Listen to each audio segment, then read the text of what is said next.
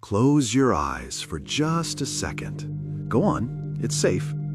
Now, try to recall the smell of your childhood home. Can you do it? Maybe it's the scent of freshly cut grass wafted through an open window, or the specific aroma of your grandmother's cooking, a mix of garlic and something sweet.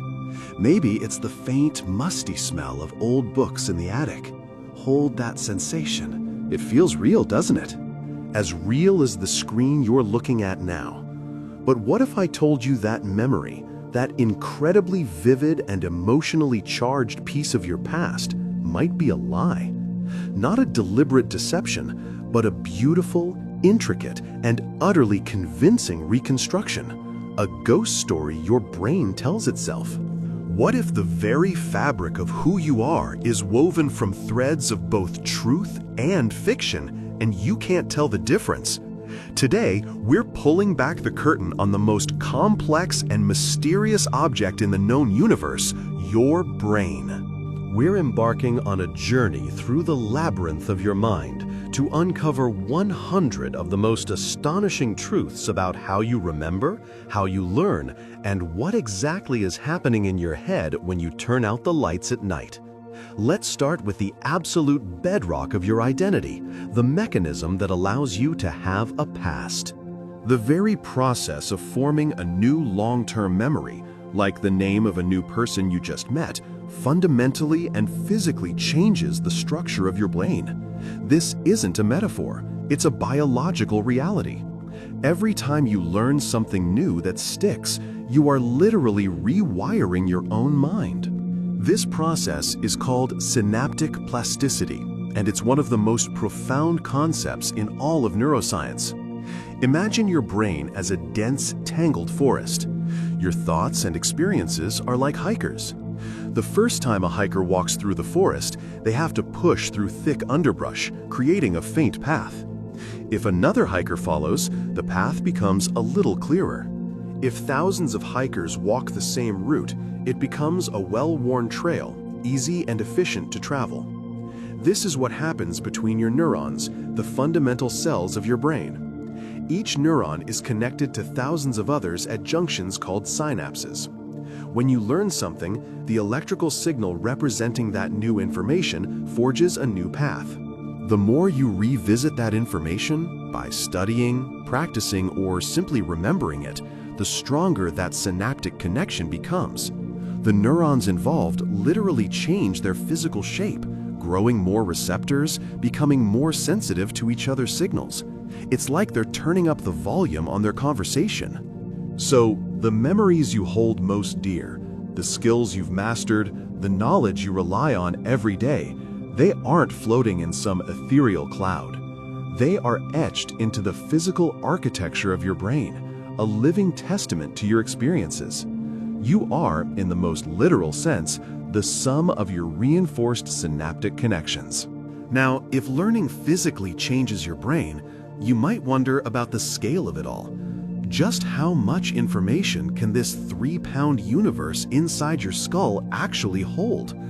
Well, brace yourself, because your brain's storage capacity is, for all practical purposes, virtually unlimited.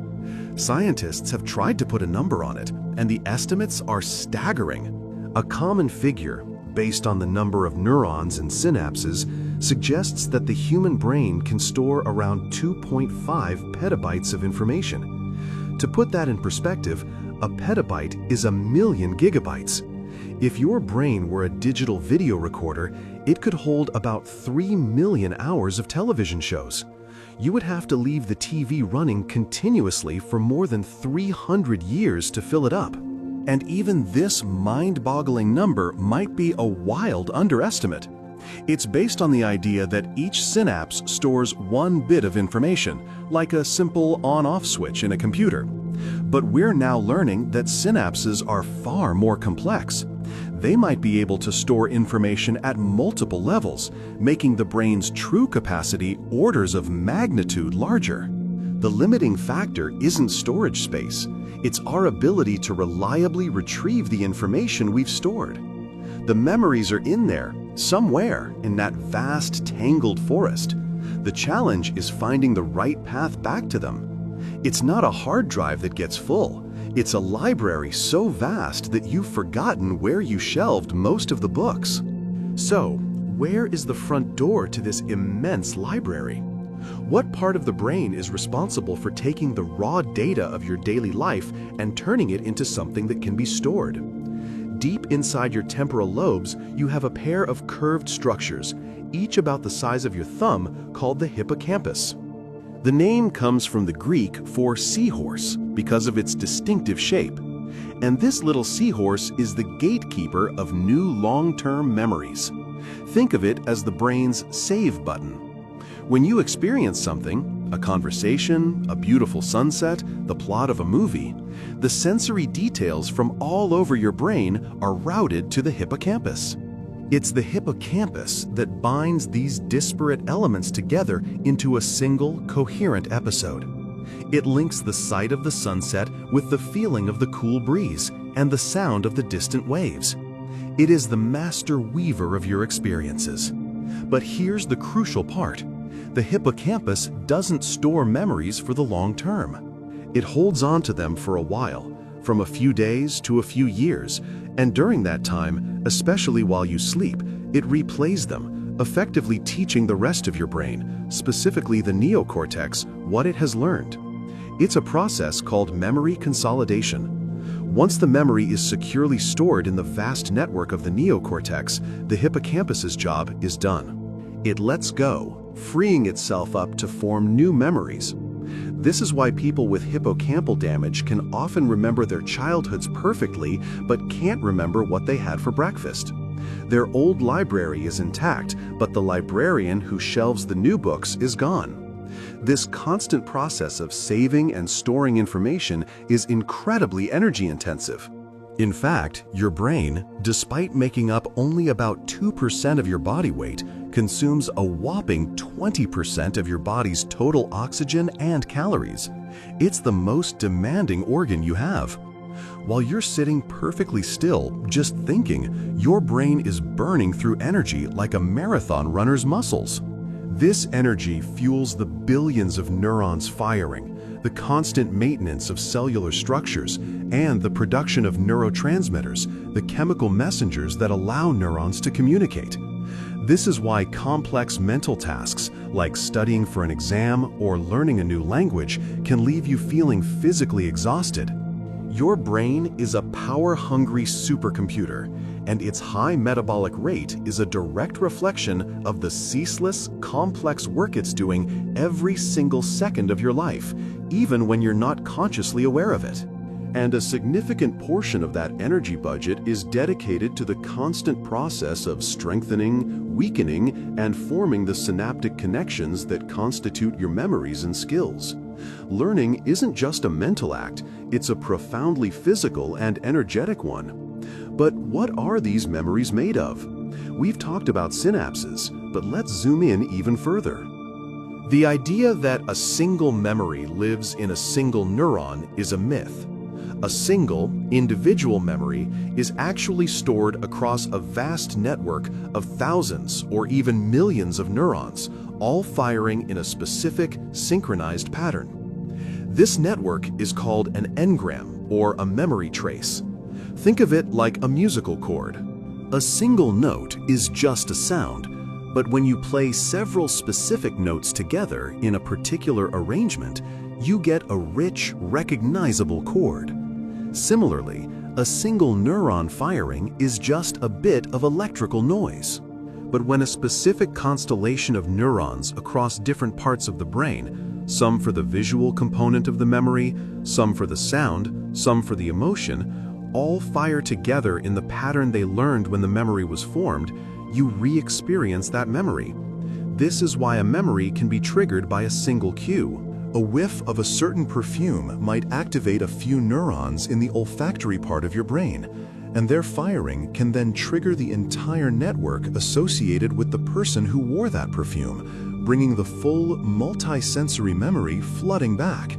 It's an incredibly robust and efficient system. It means that even if some neurons in the network die, the rest of the pattern can often still be activated. allowing the memory to survive. Your past isn't a collection of tiny files in specific folders. It's a symphony of neural activity, an echo of a pattern that can be reawakened at any moment. This networked nature of memory leads to a fascinating and slightly unsettling truth. Every time you recall a memory, you change it. You might think of memory as a video recording that you can play back perfectly, but it's not like that at all. It's more like a Wikipedia page that you and your current emotional state can edit each time you access it. The process is called reconsolidation. When you activate a memory engram, that network of neurons becomes temporarily unstable and malleable. During this brief window, new information, new feelings, or your current perspective can get incorporated into the memory trace before it's resaved or reconsolidated. This is why memories can fade, shift, and become distorted over time. If you tell a story about a funny vacation mishap over and over again, you might start to unconsciously embellish certain details to make it a better story. Over time, those embellishments become part of the memory itself, and you'll remember them as if they actually happened. This isn't a flaw in the system, it's a feature. It allows us to update our knowledge and adapt to new situations. But it also means that our autobiography is a constantly evolving draft, not a finished book. Your memories are not pristine relics of the past. They are living, breathing stories that you are constantly rewriting. Of course, not all memories are grand, life-altering stories. Your brain is a master of multitasking, handling different types of information in entirely different ways. We can broadly divide your memory into two main categories: explicit and implicit. Explicit memories, also called declarative memories, are the things you consciously know and can articulate. This is the what of your life. What you ate for dinner last night, what the capital of France is, what happened on your 10th birthday. These are the memories that rely heavily on the hippocampus for their formation. But then there's a whole other world of memory that operates beneath the surface of your awareness, implicit memory. These are the things you know how to do. Riding a bike is the classic example. You can't really explain how you do it, how you adjust your balance, how you pedal and steer simultaneously, but your body knows. This is called procedural memory, a type of implicit memory, and it's stored in different parts of the brain, primarily the cerebellum and basal ganglia. This is why someone with severe amnesia due to hippocampal damage who can't form new explicit memories can still learn new skills. They could learn to play a new piece on the piano and get better at it with practice, yet have no conscious recollection of ever having practiced before. Your mind holds two parallel streams of knowledge, the story you can tell and the skills your body just performs, each with its own neural address. Let's dig deeper into that explicit conscious memory.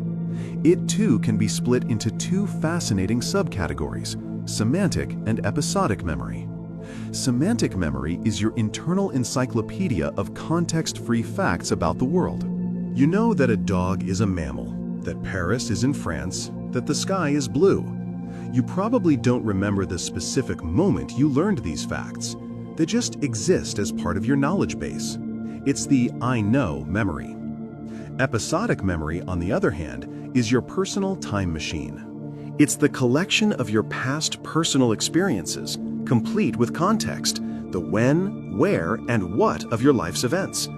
It's remembering your first day of school, the feeling of the sun on your face during a specific beach trip, the conversation you had with a friend last week. This is the I remember memory. It's autobiographical, rich with sensory detail and emotion. While both are types of explicit memory, they feel subjectively very different and can be affected independently by brain injury. Some people can lose their entire personal history, their episodic memory, but still retain all their factual, semantic knowledge. They know who the current president is, but they can't remember their own wedding day.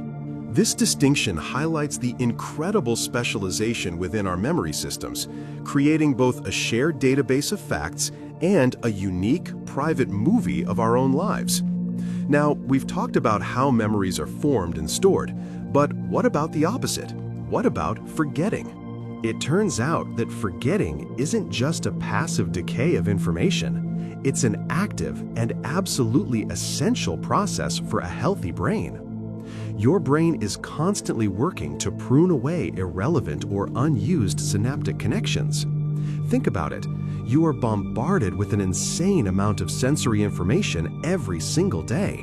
Where you parked your car last Tuesday, what you ate for lunch 3 weeks ago, the face of every stranger you passed on the street. If you remembered all of this with perfect clarity, your mind would be a chaotic junkyard of useless trivia, and you'd struggle to retrieve the information that actually matters. So, your brain actively suppresses and weakens these unimportant memories to make the important ones stand out. This process, known as synaptic pruning, is especially active during sleep. It's a use it or lose it principle on a neurological level.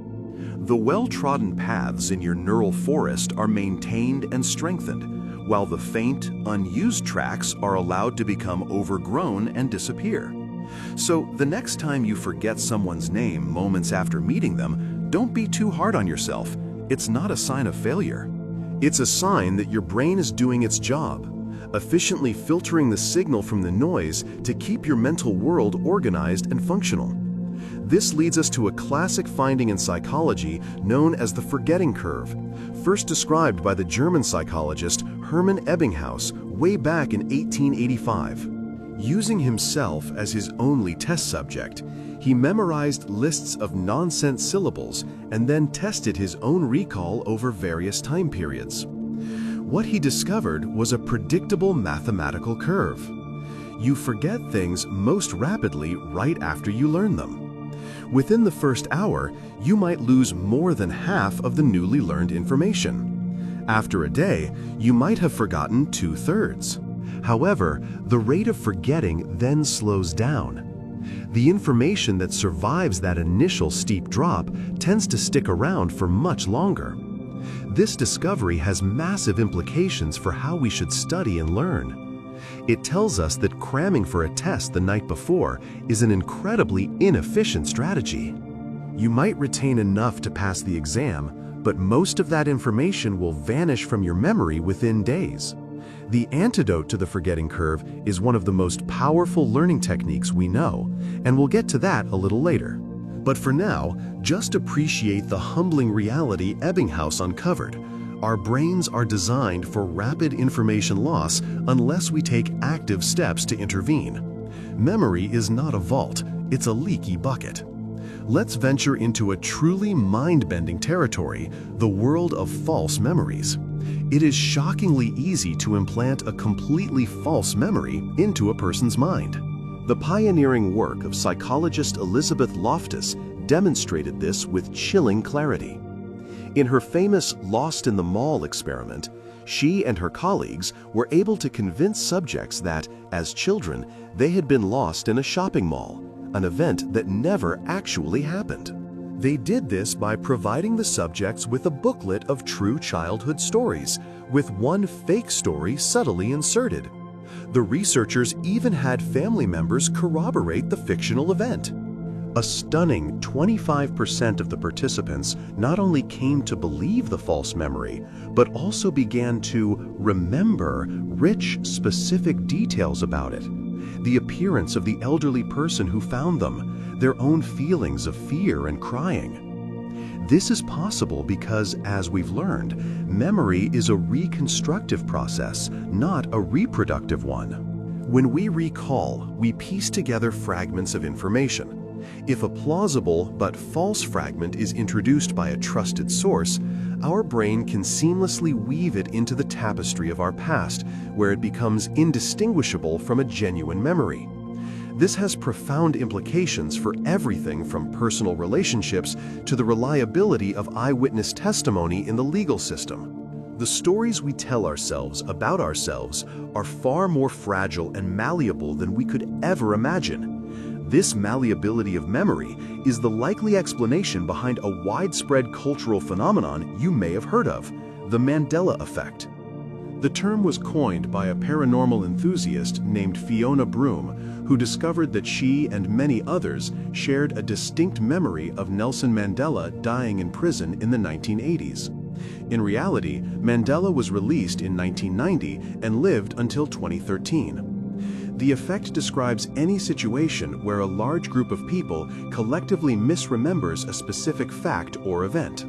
Do you remember the Berenstain Bears, the children's books? Many people are adamant that it was spelled Berenstain with an E. Or the famous line from Star Wars, is it Luke, I am your father? Or no, I am your father? Spoiler, it's the second one. While some propose alternate realities as an explanation, the more likely cause is the fallibility of our collective memory. It's a combination of suggestion, social reinforcement, and the reconstructive nature of recall. If we hear a slightly incorrect version of a fact often enough, our brains can correct our original memory to match the popular but wrong version. The Mandela effect isn't evidence of parallel universes. It's powerful, large-scale proof that our memory is a deeply imperfect and social process, constantly being edited by the world around us. So, if our memories are so unreliable, how can we make them stronger and more accurate? This brings us to a simple but incredibly powerful learning technique called active recall, or retrieval practice. This is the act of actively trying to pull information out of your brain rather than passively putting it in. Reading your notes over and over again is a passive review. It feels productive, but it's one of the least effective ways to study. Active recall, on the other hand, involves closing the book and asking yourself, what were the main points of that chapter? Or using flashcards, or trying to solve a problem without looking at the solution. This act of effortful retrieval is what builds strong neural pathways. It's like strengthening a muscle. The struggle to remember is the workout that makes the memory stronger for the next time. Each time you successfully retrieve a piece of information, you are signaling to your brain that this information is important, making it more accessible in the future and less susceptible to forgetting. It's a fundamental shift in how we should approach learning. Don't just be a passive consumer of information, be an active interrogator of your own knowledge. The effort is the magic ingredient. Building on the power of active recall is another potent learning strategy known as spaced repetition. This is the antidote to Ebbinghaus's forgetting curve. Spaced repetition is the principle of reviewing information at increasing intervals of time. Instead of cramming and reviewing the same material 10 times in one night, you would review it once, then a day later, then 3 days later, then a week later, and so on. The key is to review the information just as you are about to forget it. This interruption of the forgetting process tells your brain, hey, this piece of information is actually important. Don't prune this connection. This process forces your brain to work harder to retrieve the memory, thanks to active recall, which strengthens it much more effectively than massed practice. It's the most efficient way to transfer information from your fleeting short-term memory to your robust long-term memory. There are many apps and software programs, like Anki, that are built around this principle, automatically scheduling reviews for thousands of facts. It's a scientifically validated method for learning anything from a new language to complex medical terminology, all by working smarter with your brain's natural rhythms of remembering and forgetting. Here's a concept that might seem counterintuitive, but is absolutely crucial for effective learning. Making mistakes is not just a part of learning, it is essential for it. When you attempt to answer a question and get it wrong, but then are immediately shown the correct answer, you are much more likely to remember the right answer in the future than if you had never made the mistake in the first place. This is sometimes called the hypercorrection effect.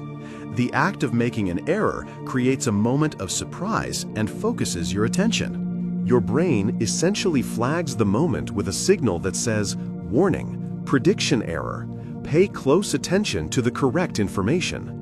This process seems to be linked to the release of dopamine, a neurotransmitter associated with reward and motivation. Getting something right gives you a little dopamine hit, but surprisingly, realizing you were wrong and then learning the right way can create an even more powerful learning event. So we should reframe our relationship with mistakes. They aren't failures, they are data points. They are the guideposts that illuminate the path to mastery. Embracing errors rather than avoiding them is one of the fastest ways to learn. Let's talk about the context in which you learn. Did you know that studying the same subject for a long block of time is far less effective than mixing it up? This technique is called interleaving. For example, if you're learning math, instead of doing 20 problems on topic A, then 20 on topic B, and 20 on topic C, it's much better to do a few problems from A, then a few from B, a few from C, and then circle back. This feels harder. It's less satisfying because you don't get into a comfortable rhythm. But that difficulty is precisely why it works. When you interleave subjects, you force your brain to constantly load and reload different mental models. You can't just go on autopilot. You have to actively identify the type of problem and select the correct strategy from your mental toolbox. This process of discriminating between different types of problems is a critical skill in itself, and it builds much more flexible and durable knowledge.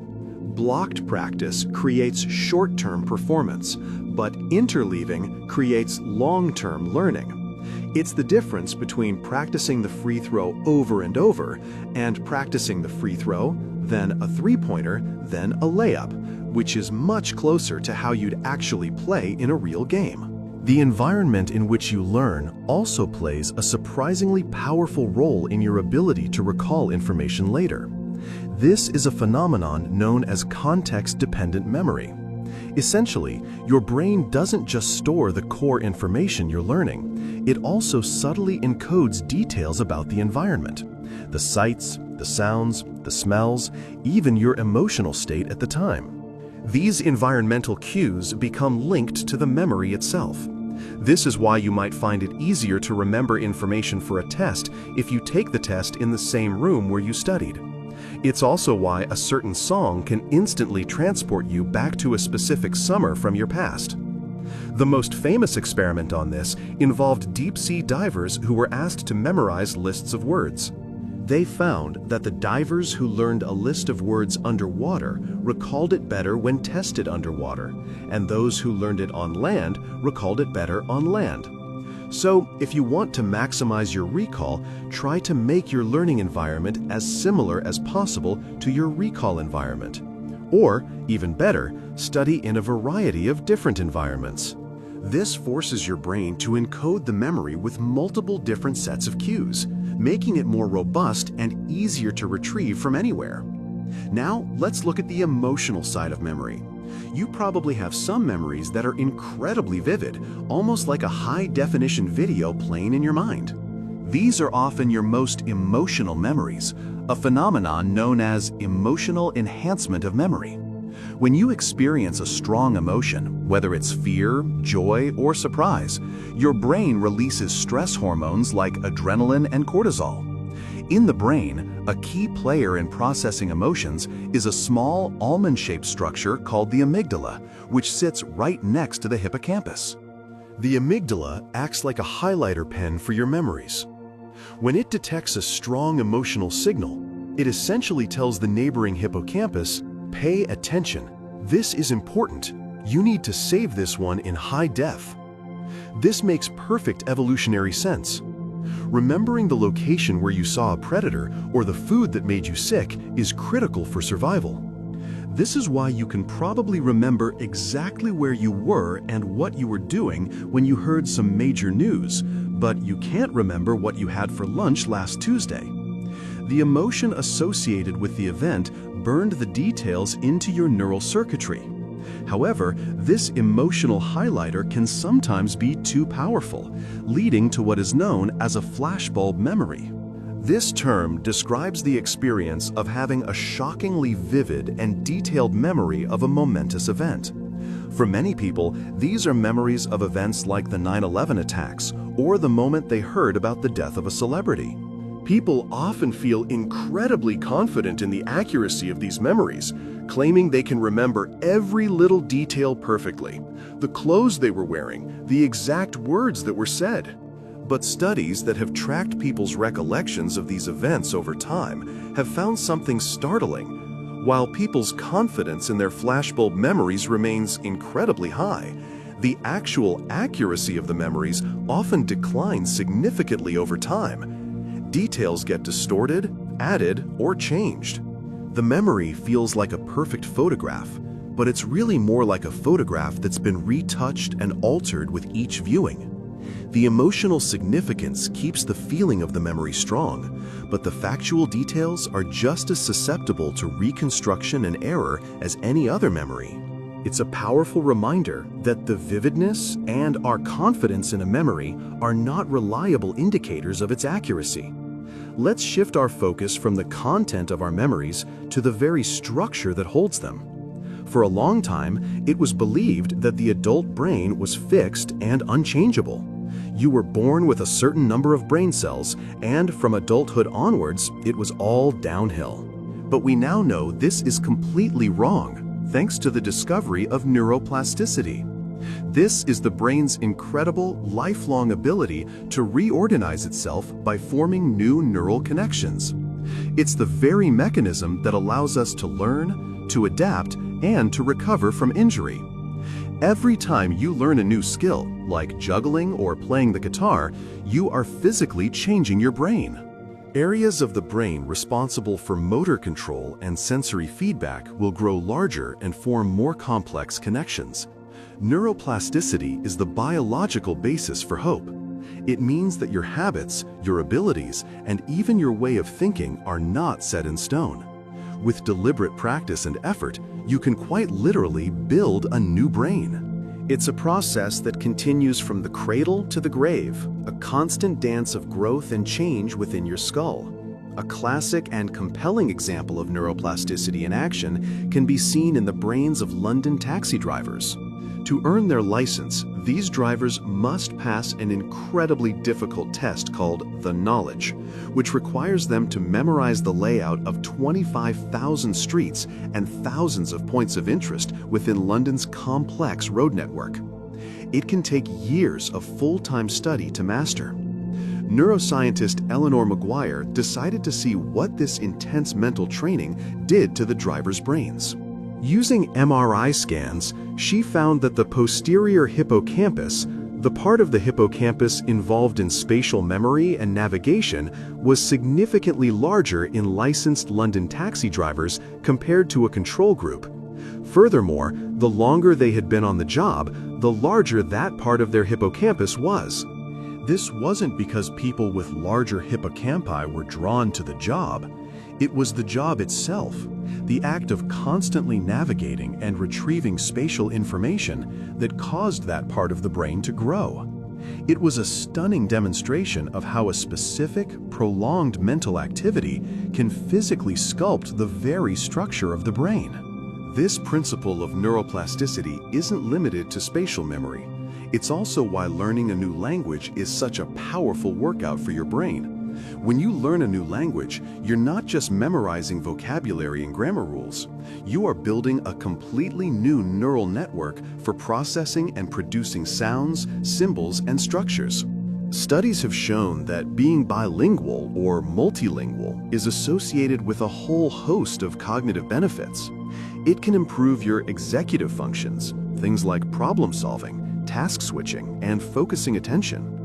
It seems to make the brain more flexible and efficient. But perhaps most remarkably, being bilingual appears to provide a cognitive reserve that can delay the onset of dementia, including Alzheimer's disease, by an average of 4 to 5 years. By building a more robust and well-connected neural network, you're making your brain more resilient to the damage caused by aging and disease. It's like having a backup system. So, learning a new language isn't just a useful life skill, it's one of the best long-term investments you can make in the health and longevity of your mind.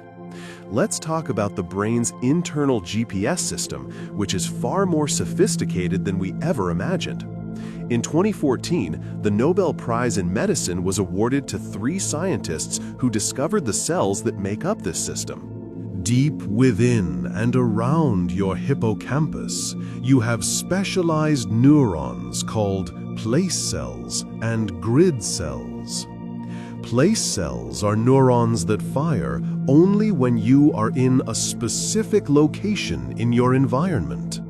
One cell might fire when you're in your kitchen, another when you're by your front door. Together, they create a neural map of your surroundings. Grid cells, located in a neighboring brain region, are even more remarkable. They fire at multiple locations, creating a hexagonal, grid-like pattern that covers the entire environment. Think of them as providing the latitude and longitude lines on your internal map, allowing your brain to understand the geometric relationship between different places and to calculate distances and routes. This incredibly elegant system works in the dark, it works in new environments, and it's the foundation of our ability to navigate the world.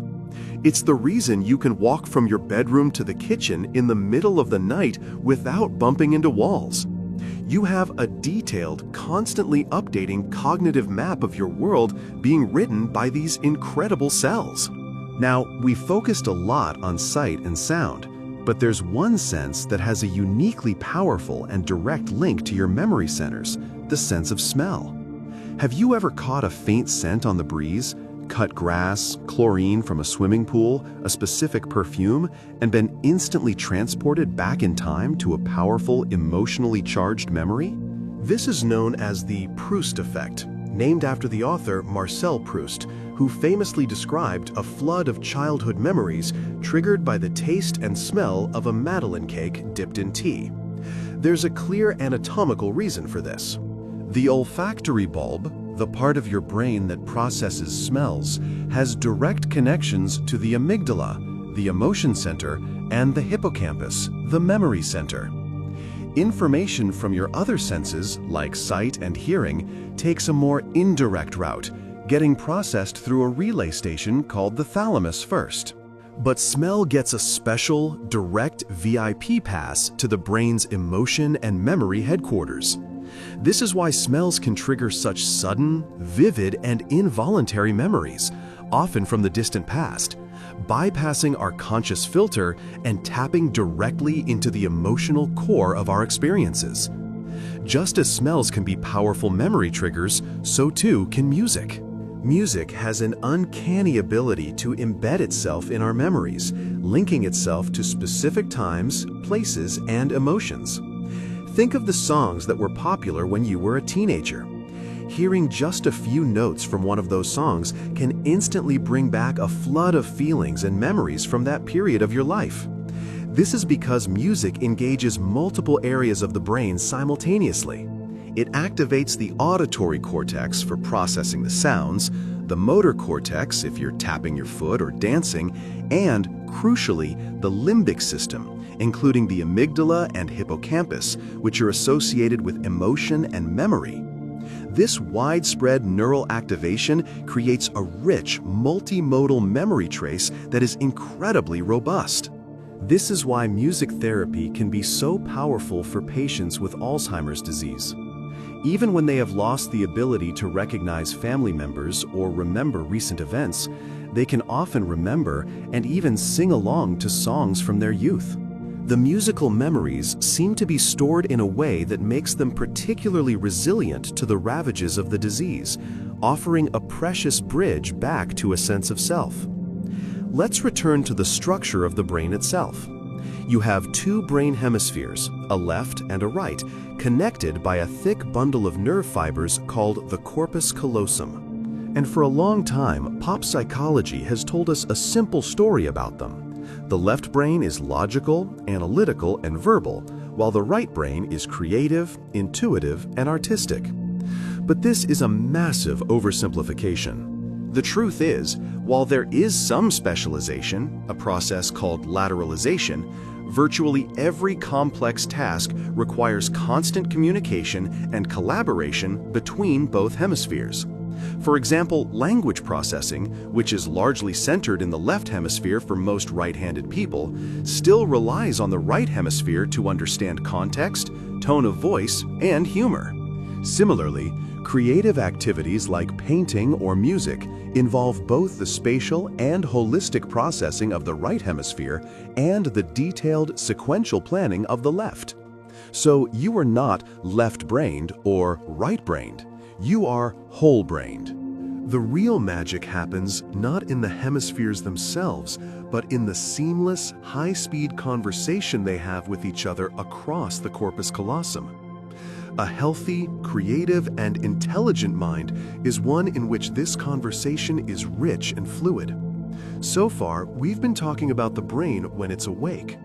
But for about a third of your life, you are unconscious, and your brain enters a mysterious and profoundly important state, sleep. For centuries, sleep was considered a passive state, a time when the body and brain simply shut down to rest. We now know that nothing could be further from the truth. Your brain is incredibly active during sleep, and this activity is absolutely vital for learning and memory.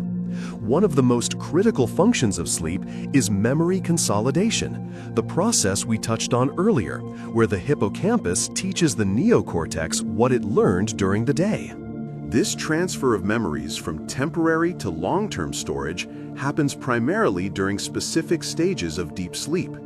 During these stages, your brain replays the neural patterns of experiences from the previous day, but at a much faster speed, like a movie on fast forward. This high-speed replay strengthens the synaptic connections in the neocortex, etching the memories into a more permanent home. This is why a good night's sleep after studying is so crucial. It's not just about feeling rested, it's the period when the knowledge you've acquired actually gets saved. Sleep is not lost time, it is essential memory formation time. But sleep isn't just about saving the memories you want to keep. It's also about cleaning out the junk. Your brain has a remarkable waste clearance system called the glymphatic system, which works primarily while you sleep.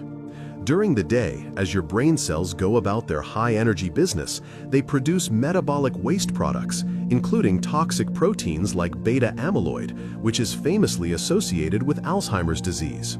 While you are awake, these waste products accumulate in the spaces between your brain cells. Then, when you fall into deep sleep, something amazing happens. Your brain cells actually shrink by up to 60%, widening the channels between them. This allows cerebrospinal fluid to pump through the brain at a much higher rate, effectively power washing the brain and flushing away all the accumulated toxins. This is a vital housekeeping process that keeps your brain healthy. If you consistently skimp on sleep, this cleaning process is impaired, allowing toxins to build up, which can impair cognitive function and, over the long term, may increase the risk of neurodegenerative diseases. So, sleep is both your brain's file-saving system and its nightly janitorial service. Sleep isn't a single monolithic state. It's a journey through a highly structured cycle of different stages, each with its own unique brainwave pattern and physiological characteristics. This cycle repeats roughly every 90 to 110 minutes throughout the night.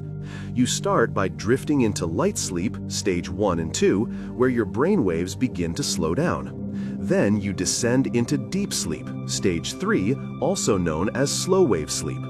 This is the most restorative stage, where the memory consolidation and glymphatic cleaning we just discussed are at their peak. After spending time in deep sleep, you ascend back through the lighter stages and then enter a completely different and fascinating state, REM sleep, which stands for rapid eye movement. During REM sleep, your brain suddenly becomes incredibly active, with brainwave patterns that look almost identical to when you're awake. Your eyes dart back and forth beneath your closed eyelids, your breathing and heart rate become irregular, and your voluntary muscles are temporarily paralyzed. This is the stage where most of our vivid, narrative-style dreaming occurs.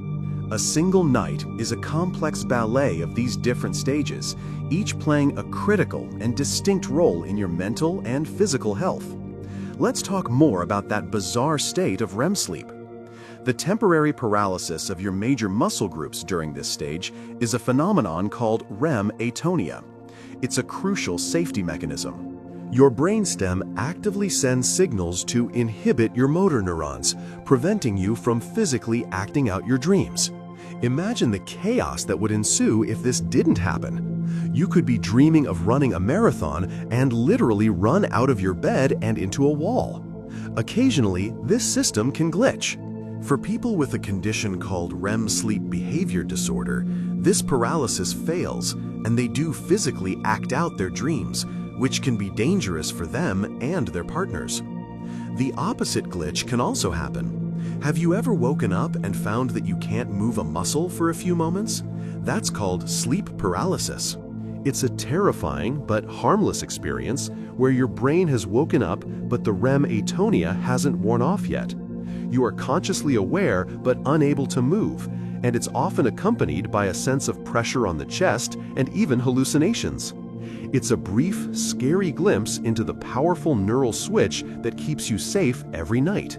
So why do we dream? This is one of the biggest unsolved mysteries in neuroscience, and there are many competing theories.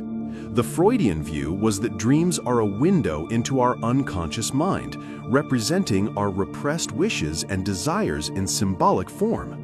While most neuroscientists have moved on from that specific interpretation, the idea that dreams are related to our emotional lives is still very current.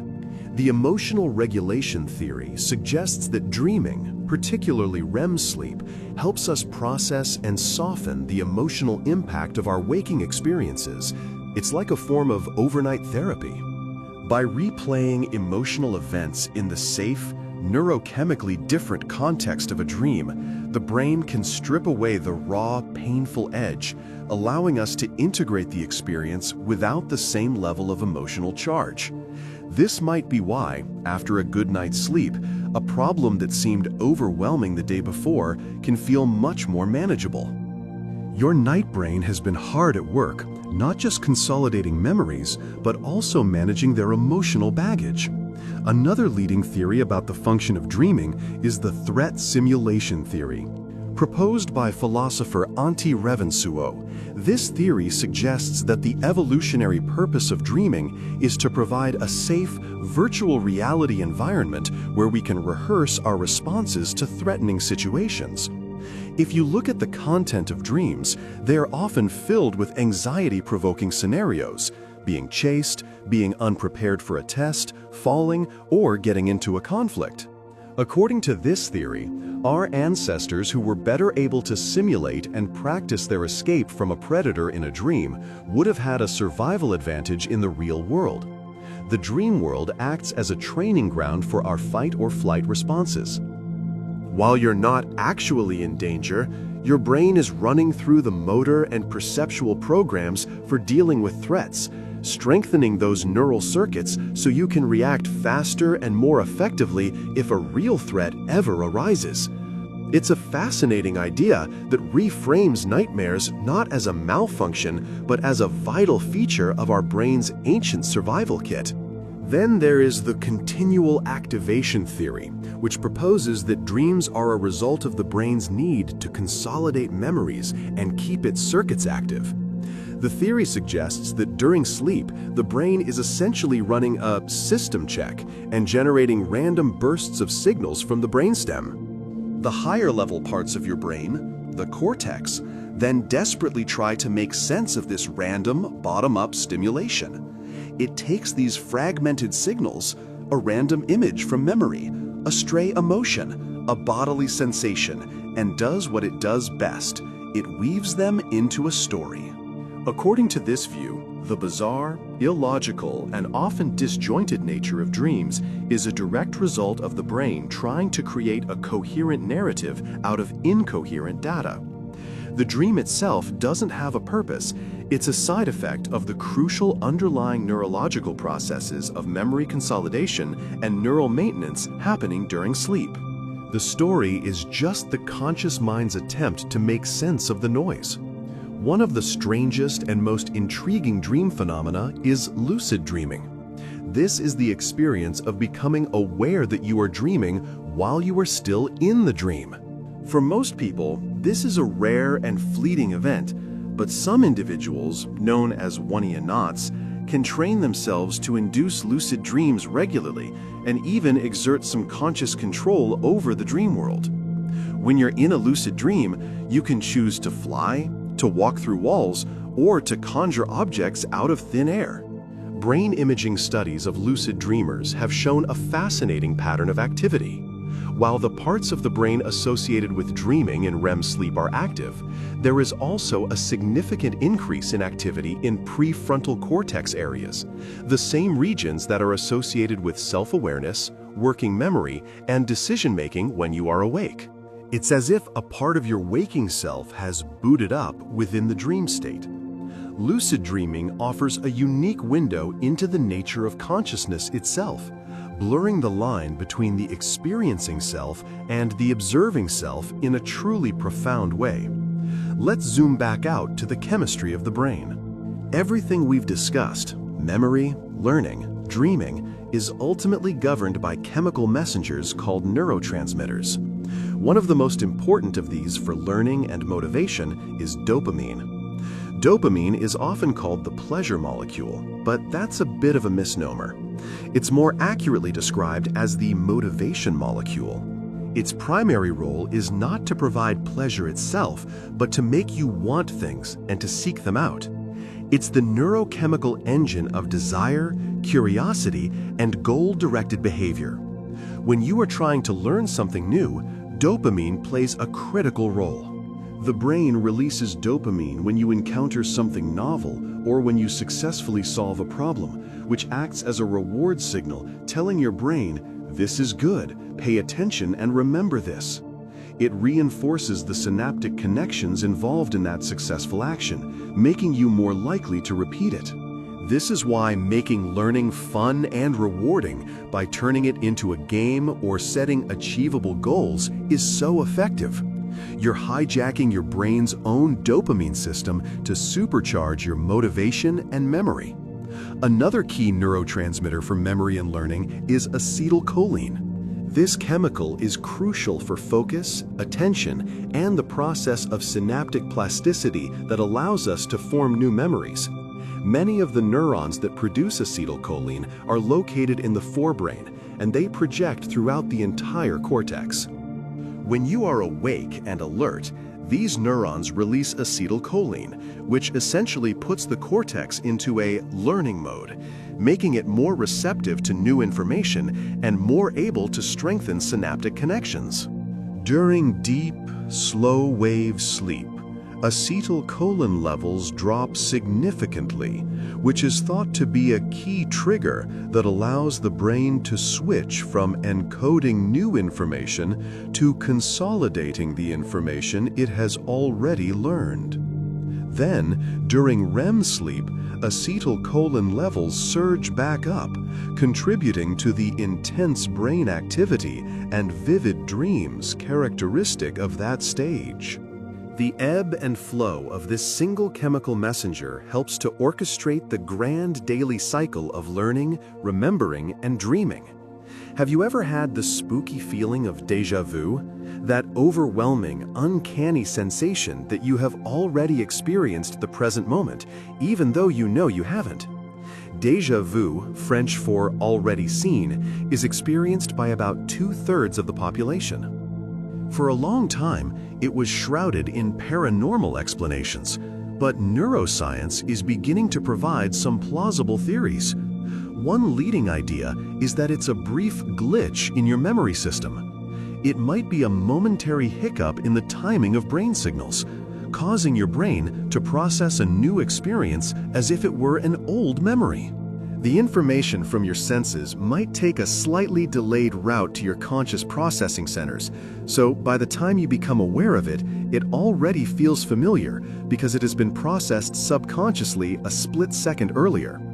Another theory suggests it's related to the rhinal cortex, a part of the brain involved in judging familiarity. A brief, inappropriate firing of this region could trigger a strong but false signal of familiarity, creating the strange sensation of having been there before. Déjà vu isn't a glimpse into a past life. It's likely a fascinating, momentary miscommunication between the complex systems that create our sense of time and memory. While most of us struggle to remember where we put our keys, there are some people on the absolute opposite end of the spectrum. A very small number of individuals have a condition known as highly superior autobiographical memory, or HSAM, also called hyperthymesia. People with HSAM can remember an astonishing amount of detail from their personal past. They can typically tell you what they were doing, what the weather was like, and what major news events happened on any given date of their lives, often from late childhood onwards. If you give them a date, like October 17, 1998, they can instantly recall the day's events as if they were re-watching a video. Brain scans of these individuals have shown that certain parts of their brains, including areas involved in autobiographical memory, like the temporal lobe and a structure called the caudate nucleus, are larger or more active than in control subjects. However, this remarkable ability comes with a downside. People with HSAM often describe their constant, involuntary flood of memories as burdensome. They can't turn it off, and painful or trivial memories are just as vivid as happy ones. It's a powerful reminder that our ability to forget is just as important as our ability to remember. On the other side of memory lies amnesia, the loss of memories, which can manifest in several different ways. The most well-known types are retrograde and anterograde amnesia. Retrograde amnesia is the loss of memories from before the onset of the condition, usually caused by a brain injury. A person might wake up from an accident and be unable to remember their own name, their past, or their family. Anterograde amnesia, on the other hand, is the inability to form new long-term memories after the injury. This was the condition of the famous patient Henry Malaysian, HM, who had his hippocampus removed. He could remember his childhood perfectly.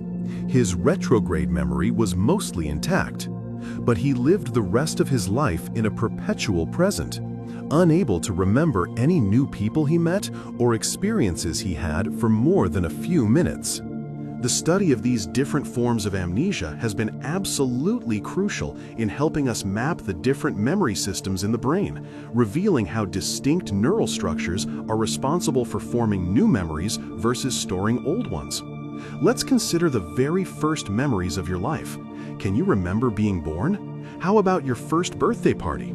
Probably not. Most adults experience something called childhood amnesia, the inability to recall episodic memories from the first 2 to 4 years of life. For a long time, the prevailing theory was that these memories simply weren't formed because the brain, particularly the hippocampus, was too immature. However, a more recent and fascinating theory suggests that we do form memories as infants, but we lose access to them as we grow older. The reason? A process called neurogenesis, the birth of new neurons. The hippocampus is one of the very few areas of the adult brain where neurogenesis continues to occur. During early childhood, however, this process is happening at an incredibly high rate. The constant integration of new neurons into the hippocampal circuits could disrupt and overwrite the existing memory engrams that were stored there, effectively erasing our earliest memories. So it's not that the book of your earliest years is blank, it's that the pages were written in a language your adult brain can no longer read. We've talked about how information gets in, but how fast does it travel? The speed of a nerve impulse can vary dramatically, from as slow as 1 mile per hour to as fast as 268 miles per hour. That's faster than a Formula One race car. What determines this speed? It's largely down to two factors: the diameter of the axon, the long wire-like part of the neuron, and a special fatty coating called the myelin sheath. Thicker axons conduct signals faster, but the real speed booster is myelin. The myelin sheath acts like the plastic insulation on an electrical wire. It's not a continuous coating, but is formed in segments with small gaps in between. This forces the electrical signal to jump from one gap to the next, a process called saltatory conduction, which dramatically increases the speed and efficiency of the signal. The process of myelination, or coating neurons with myelin, is crucial for development and continues well into our 20s, particularly in the prefrontal cortex, which is why decision-making and impulse control continue to mature through adolescence. The sheer speed of these signals is what allows you to, for instance, see a ball coming towards your face and raise your hands to catch it in a fraction of a second. This intricate network of neurons isn't static. It's constantly buzzing with electrical activity, creating rhythmic, synchronized pulses known as brainwaves. We can measure these waves using an electroencephalogram, or EEG. These brainwaves are categorized by their frequency, and different frequencies are associated with different mental states. For example, delta waves are the slowest and are dominant during deep, dreamless sleep. Theta waves are associated with drowsiness, meditation, and the early stages of sleep. Alpha waves are present when you are relaxed and calm, with your eyes closed but still awake. And beta waves are the fast waves associated with being awake, alert, and actively engaged in a mental task. Then there are gamma waves, the fastest of all, which are linked to moments of high-level information processing, insight, and consciousness. The constant, shifting symphony of these brainwaves is the electrochemical music of your mind, reflecting your journey through different states of consciousness throughout the day and night. Your brain is remarkably good at filtering information. Right now, your senses are being bombarded with information. The feeling of your clothes against your skin, the low hum of a refrigerator in the next room, the ambient light in your environment. You are consciously aware of almost none of it. This is thanks to a network of brain regions, including the thalamus and the reticular activating system, which act as a filter, deciding what sensory information is important enough to be passed along to your conscious awareness. This filtering mechanism is essential. Without it, you would be completely overwhelmed by a flood of irrelevant data, a condition known as sensory overload. This is why you can be in a crowded, noisy room and still be able to focus on a single conversation, the famous cocktail party effect. Your brain is actively suppressing the background noise and amplifying the signal of the voice you want to listen to. This attentional filter is one of the most fundamental processes that allows you to navigate and make sense of a complex world. Let's talk about the raw material of thought. On average, the human brain contains about 86 billion neurons. To give you a sense of scale, there are about as many neurons in your brain as there are stars in the Milky Way galaxy. But that's only half the story. For a long time, it was thought that neurons were the only important cells in the brain. We now know that's not true. Your brain also contains at least an equal number of non-neuronal cells, called glial cells. The name glia comes from the Greek word for glue, because it was originally thought that their only job was to hold the neurons together. We now know they do so much more. They provide nutrients to neurons, they form the myelin sheath that speeds up nerve impulses, they act as the brain's immune system, and they even play a direct role in modulating synaptic activity and shaping how memories are formed. They are the unsung heroes of the brain, the support crew that makes the whole incredible show possible. So, when you think of your brain, don't just picture a network of stars, picture a galaxy where every star is supported and nurtured by an equally complex and vital companion. Each of those 86 billion neurons is a miniature computer in itself, and it forms connections with thousands of other neurons. As a result, the total number of synaptic connections in your brain is truly astronomical, estimated to be around 100 trillion. That number is almost impossible to comprehend. It's more than the number of trees in the Amazon rainforest. It's more than the number of galaxies in the observable universe. This vast, intricate web of connections is where the magic happens. It's the physical substrate of every thought, every memory, every emotion, and every skill you possess. The sheer complexity of this network is what makes your brain the most powerful information processing device known to humanity. And the fact that this network is not fixed, but constantly reconfiguring itself based on your experiences, the principle of neuroplasticity, is what makes learning and personal growth possible. You are the architect of this 100 trillion connection network. We've discussed how the brain changes with experience, but these changes aren't always positive. Chronic stress can have a deeply damaging effect on the brain, particularly on memory. When you're stressed, your body releases high levels of the hormone cortisol. While short bursts of cortisol can actually enhance memory formation, that emotional highlighter we talked about, prolonged exposure to high levels of cortisol is toxic to the brain. It can actually cause the hippocampus, our key memory-forming structure, to shrink. It disrupts the process of neurogenesis, the birth of new brain cells, and it can impair the function of the prefrontal cortex, which is vital for working memory and executive function. This is why, when you are chronically stressed, you might find it hard to concentrate, difficult to learn new things, and easy to forget information you used to know well. Managing stress through practices like exercise, mindfulness, and good sleep isn't just a matter of feeling better. It's a critical part of protecting the physical integrity of your brain and preserving your cognitive abilities. On the flip side, just as stress can harm the brain, certain activities can profoundly help it. Physical exercise is one of the most powerful things you can do to boost your brain function and memory.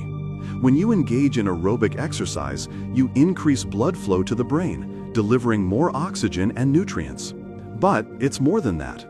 Exercise also triggers the release of a remarkable protein called brain-derived neurotrophic factor, or BDNF.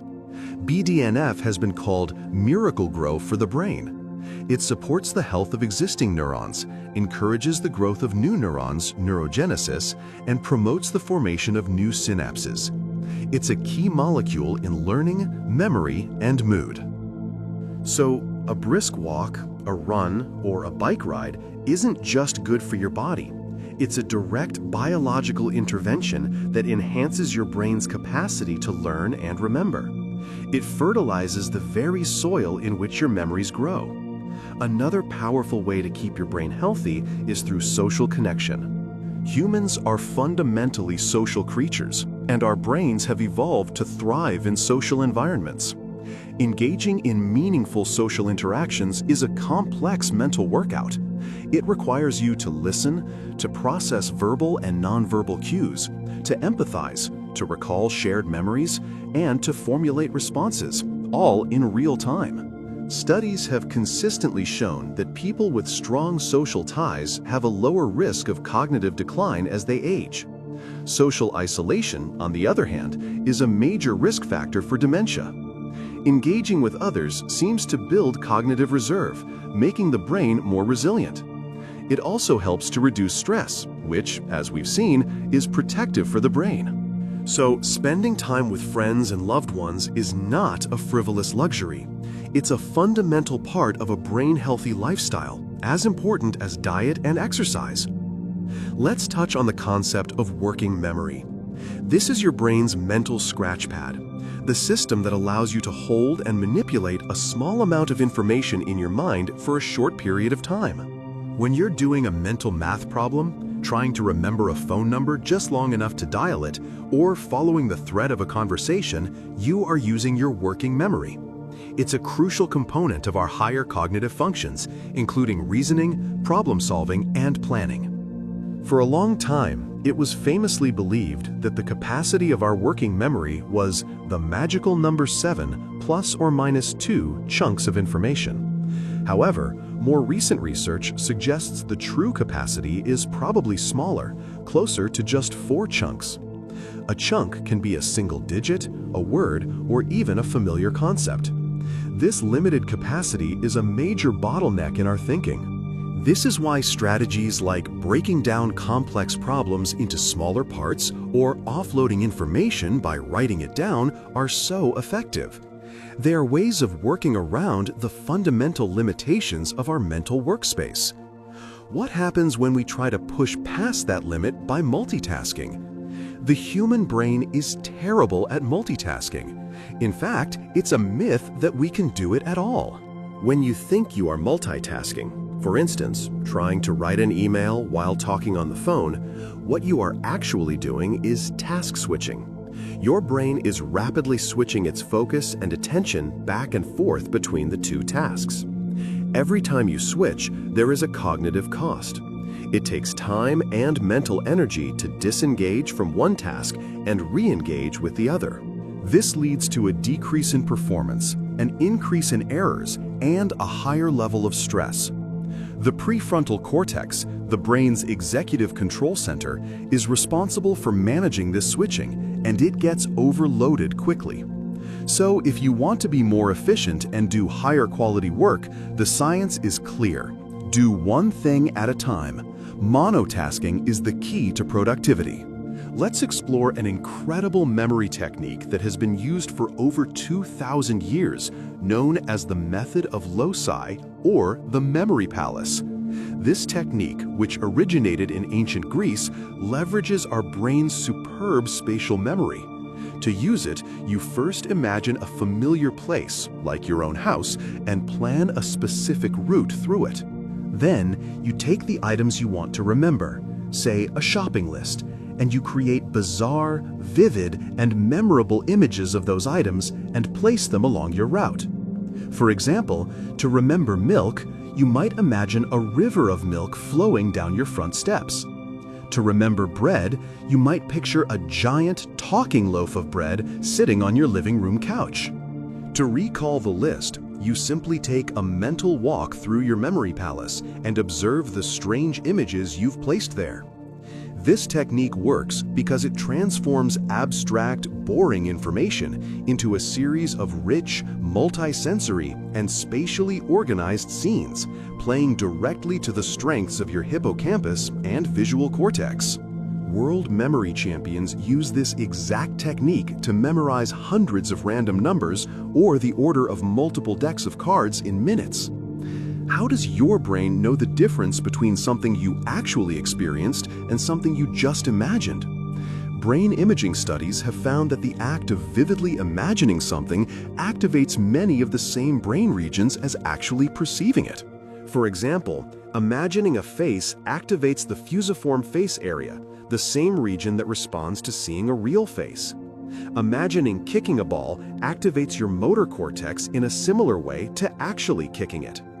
This overlap between perception and imagination is why visualization can be such a powerful tool for learning and performance.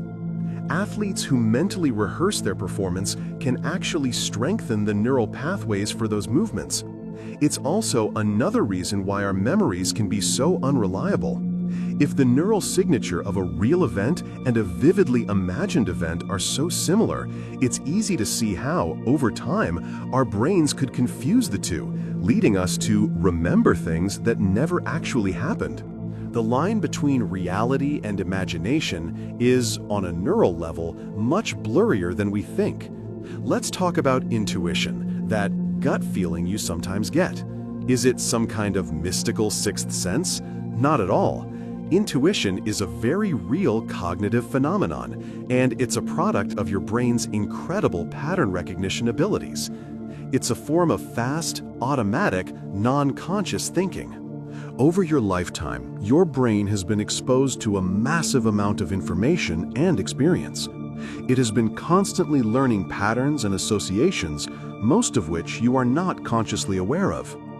Intuition is what happens when your brain detects a pattern in your current situation that matches a pattern it has learned from the past.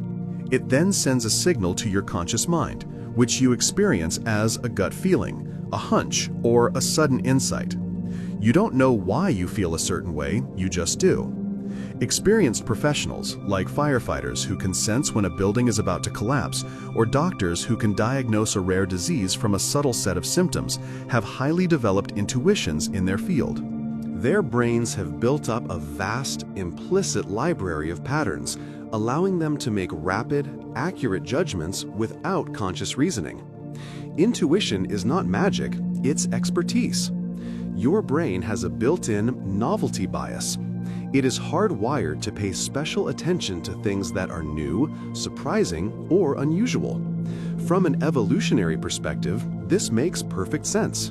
An unexpected sound in the bushes could be a predator, so it's vital to orient your attention towards it immediately. This process is driven by the release of dopamine in brain regions associated with reward and learning. When we encounter something new, we get a little dopamine hit that focuses our attention and enhances our memory for that event. This is why we are more likely to remember a day that was out of the ordinary than a day that was just like all the others. We can leverage this novelty bias to improve our learning. Introducing novelty into your study routine by changing your environment, using different colored pens, or explaining a concept to a friend in a creative way can help to re-engage your brain's attention and memory systems, making the learning process more effective and enjoyable. Now for a fascinating aspect of your visual system. You actually have a blind spot in each of your eyes.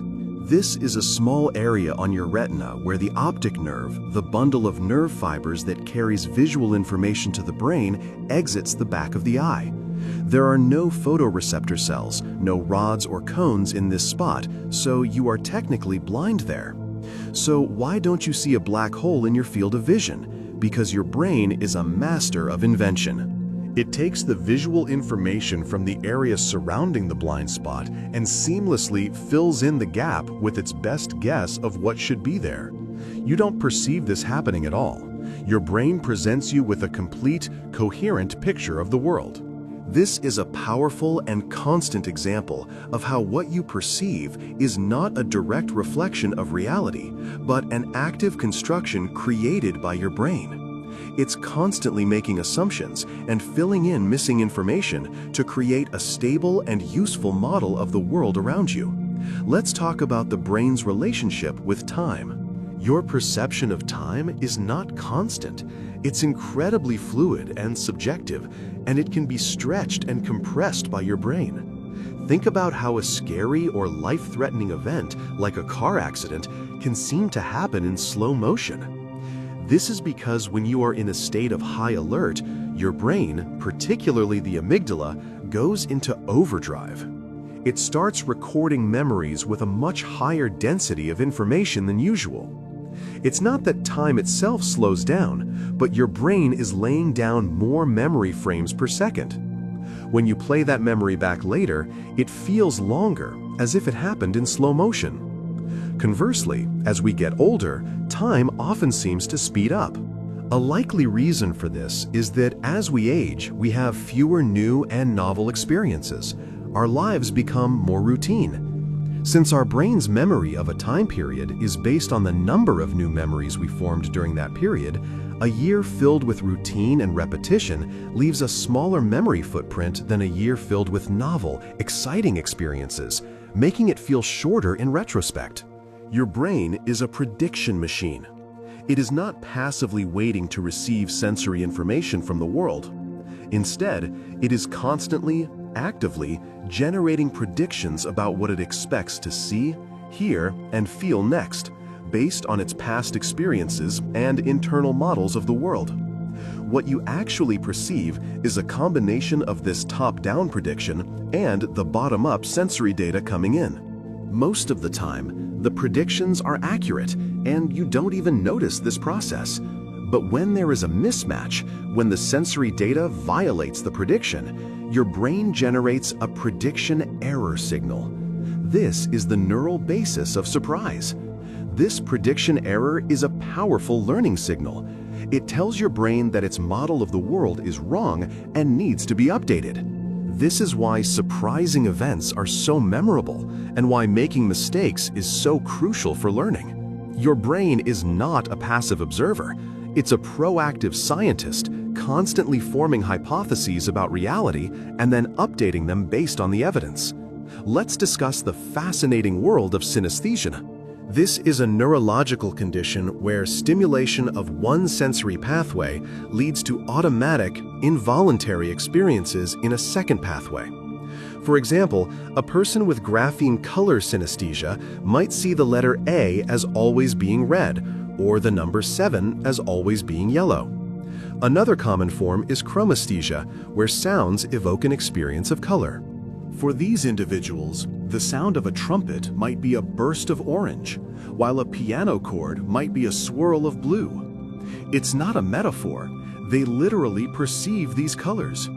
Synesthesia is thought to be caused by extra cross-wiring between different sensory areas of the brain. In most people, these areas are largely separate, but in synesthetes, there seem to be more active connections between them. It's a beautiful example of how individual differences in brain wiring can lead to radically different ways of experiencing the world. Have you ever had a song stuck in your head, playing on an endless loop? This is a common phenomenon called an earworm, or involuntary musical imagery. Earworms are a type of cognitive itch, a loop of thought that gets stuck.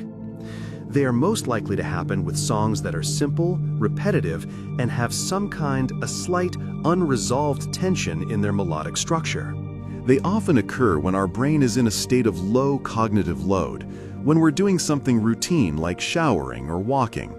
The brain abhors a vacuum, and this catchy neural circuit gets activated and just keeps running. While they can be annoying, they are a harmless and fascinating example of how our brains can create spontaneous, autonomous mental activity. Getting rid of one can be tricky, but engaging in a verbally demanding task, like having a conversation or solving a crossword puzzle, can often help by using up the phonological loop resources that the earworm is occupying. The brain is capable of incredible feats of compensation. If a part of the brain is damaged, especially early in life, other parts of the brain can often take over its functions. This is another powerful example of neuroplasticity. There have been remarkable cases of people who have had an entire hemisphere of their brain surgically removed to treat severe epilepsy, a procedure called a hemispherectomy.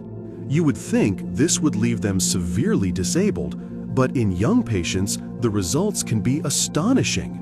The remaining hemisphere can rewire itself to take on many of the functions of the missing one. While there are often some lasting deficits, such as loss of motor control on one side of the body, these individuals can grow up to live surprisingly normal lives, with their language, memory, and personality largely intact. It's a stunning testament to the brain's resilience and its profound capacity to adapt and reorganize itself in the face of catastrophic injury. Let's discuss the power of sleep on creativity and problem solving. Have you ever struggled with a difficult problem only to have the solution pop into your head after a good night's sleep, or even in a dream? This is a very real phenomenon. While you sleep, your brain isn't just consolidating memories, it's also reorganizing them and looking for new connections. During the day, your thinking is often very focused and linear, constrained by the rules of logic and your existing assumptions. But during sleep, especially REM sleep, the neurochemical environment of the brain changes. The prefrontal cortex, the seat of logical reasoning, becomes less active, while connections between distant and unrelated brain areas are more easily formed. This allows your brain to make novel, non-obvious associations between ideas. It's like your brain is shuffling a deck of cards and dealing out new hands. This process of creative recombination is thought to be the source of many aha moments and creative breakthroughs. The solution was in your brain all along. Sleep just helped you to see the connection. The brain's default mode network is a large-scale brain network that is most active when we are at rest, not focused on the outside world. This is the network that hums to life when you are daydreaming, mind-wandering, thinking about the future, or recalling memories. For a long time, this resting state activity was dismissed as just noise.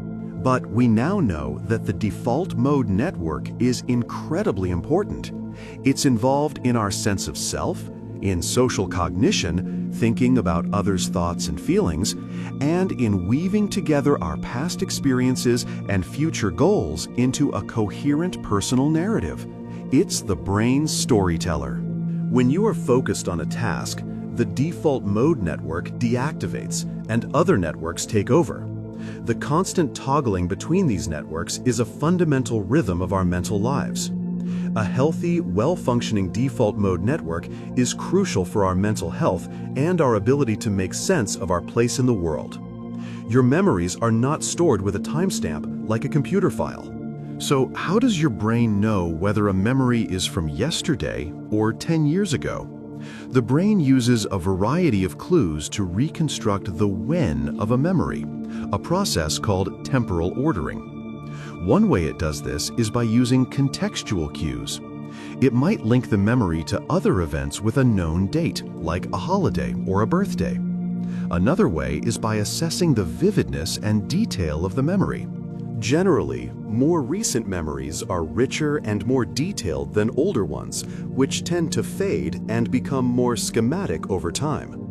The hippocampus also seems to play a role in sequencing events, with different neurons firing in specific temporal patterns that represent the order of a remembered experience. However, this system is far from perfect, which is why we often make mistakes when trying to remember the precise timing of past events. It's another example of memory as an act of reconstruction, not perfect playback. Let's talk about the cerebellum. This structure, located at the back of the brain, has a name that means little brain. And for a long time, it was thought to be involved only in motor control, coordinating movement, balance, and posture. It contains more than half of all the brain's neurons, which seemed like overkill for just motor functions. We now know that the cerebellum's role is much broader. It appears to be involved in fine-tuning and coordinating not just physical movements, but mental processes as well. There is growing evidence that it plays a key role in language, attention, and emotional regulation. Think of it as the brain's quality control expert. It takes the motor plan, or the thought plan from the cortex, and smooths it out, corrects for errors, and ensures that the final output, whether it's a perfectly thrown ball or a well-formed sentence, is executed with precision and timing. Your brain has an optimism bias. Most people, across cultures, tend to be unrealistically optimistic. We tend to overestimate the likelihood of positive events happening to us, like winning the lottery or living a long life, and underestimate the likelihood of negative events, like getting sick or being in an accident. This isn't just wishful thinking. It seems to be a hardwired cognitive bias. Brain imaging studies have shown that when we process positive information about the future, a region of the prefrontal cortex involved in processing emotion and motivation lights up strongly. But when we process negative information, this same region is less responsive, especially in people who are highly optimistic. This bias, while leading to errors in judgment, might be adaptive. It can motivate us to pursue our goals, improve our mental and physical health, and reduce stress and anxiety. A little bit of self-deception might be good for us. Let's explore the placebo effect. This is the remarkable phenomenon where a person can experience a real physiological or psychological benefit from a fake treatment or inert substance, simply because they believe it will work. If you give someone a sugar pill and tell them it's a powerful painkiller, they may genuinely experience a reduction in pain. This isn't all in their head in a dismissive sense, it's all in their brain. The belief and expectation of relief can trigger the brain to release its own natural pain-killing chemicals, like endorphins. Brain scans have shown that placebos can activate the same brain regions that are targeted by real drugs. The placebo effect is a powerful demonstration of the profound connection between our minds and our bodies. Our beliefs, expectations, and mindset can directly and measurably change our brain chemistry and our physical reality. The opposite of the placebo effect is the nocebo effect. This is where negative expectations can lead to negative outcomes. If a patient is told that a procedure will be painful, they are more likely to experience it as being more painful. If a person is warned about the potential side effects of a medication, they are more likely to report experiencing those side effects, even if they are taking a placebo. The nocebo effect is driven by anxiety and negative anticipation, which can amplify pain signals and even create physical symptoms. It's a powerful and often underestimated factor in healthcare, highlighting the importance of how information is communicated to patients. Both the placebo and nocebo effects reveal that our brains are not passive recipients of treatment. They are active participants in our own healing and suffering. We've talked about neurons, but there's a special class of neurons that are particularly fascinating for understanding empathy and learning. These are mirror neurons. They were first discovered in monkeys in the part of the brain responsible for planning movements. Researchers found that certain neurons would fire when a monkey performed an action, like reaching for a peanut. But remarkably, the same neurons would also fire when the monkey simply watched another monkey or a human perform that same action. It was as if the monkey's brain was simulating the other's action internally. It is believed that a similar mirror system exists in the human brain. This system might be the neural basis for our ability to understand the actions, intentions, and even the feelings of others. When we see someone smile, our mirror neurons for smiling may fire, allowing us to experience a faint echo of their joy. This ability to feel what others are feeling is the foundation of empathy and a crucial component of social learning. We learn by watching and imitating, and mirror neurons might be what makes that possible. Let's discuss the concept of chunking in memory. We know that our working memory is very limited, able to hold only about 4 items at a time.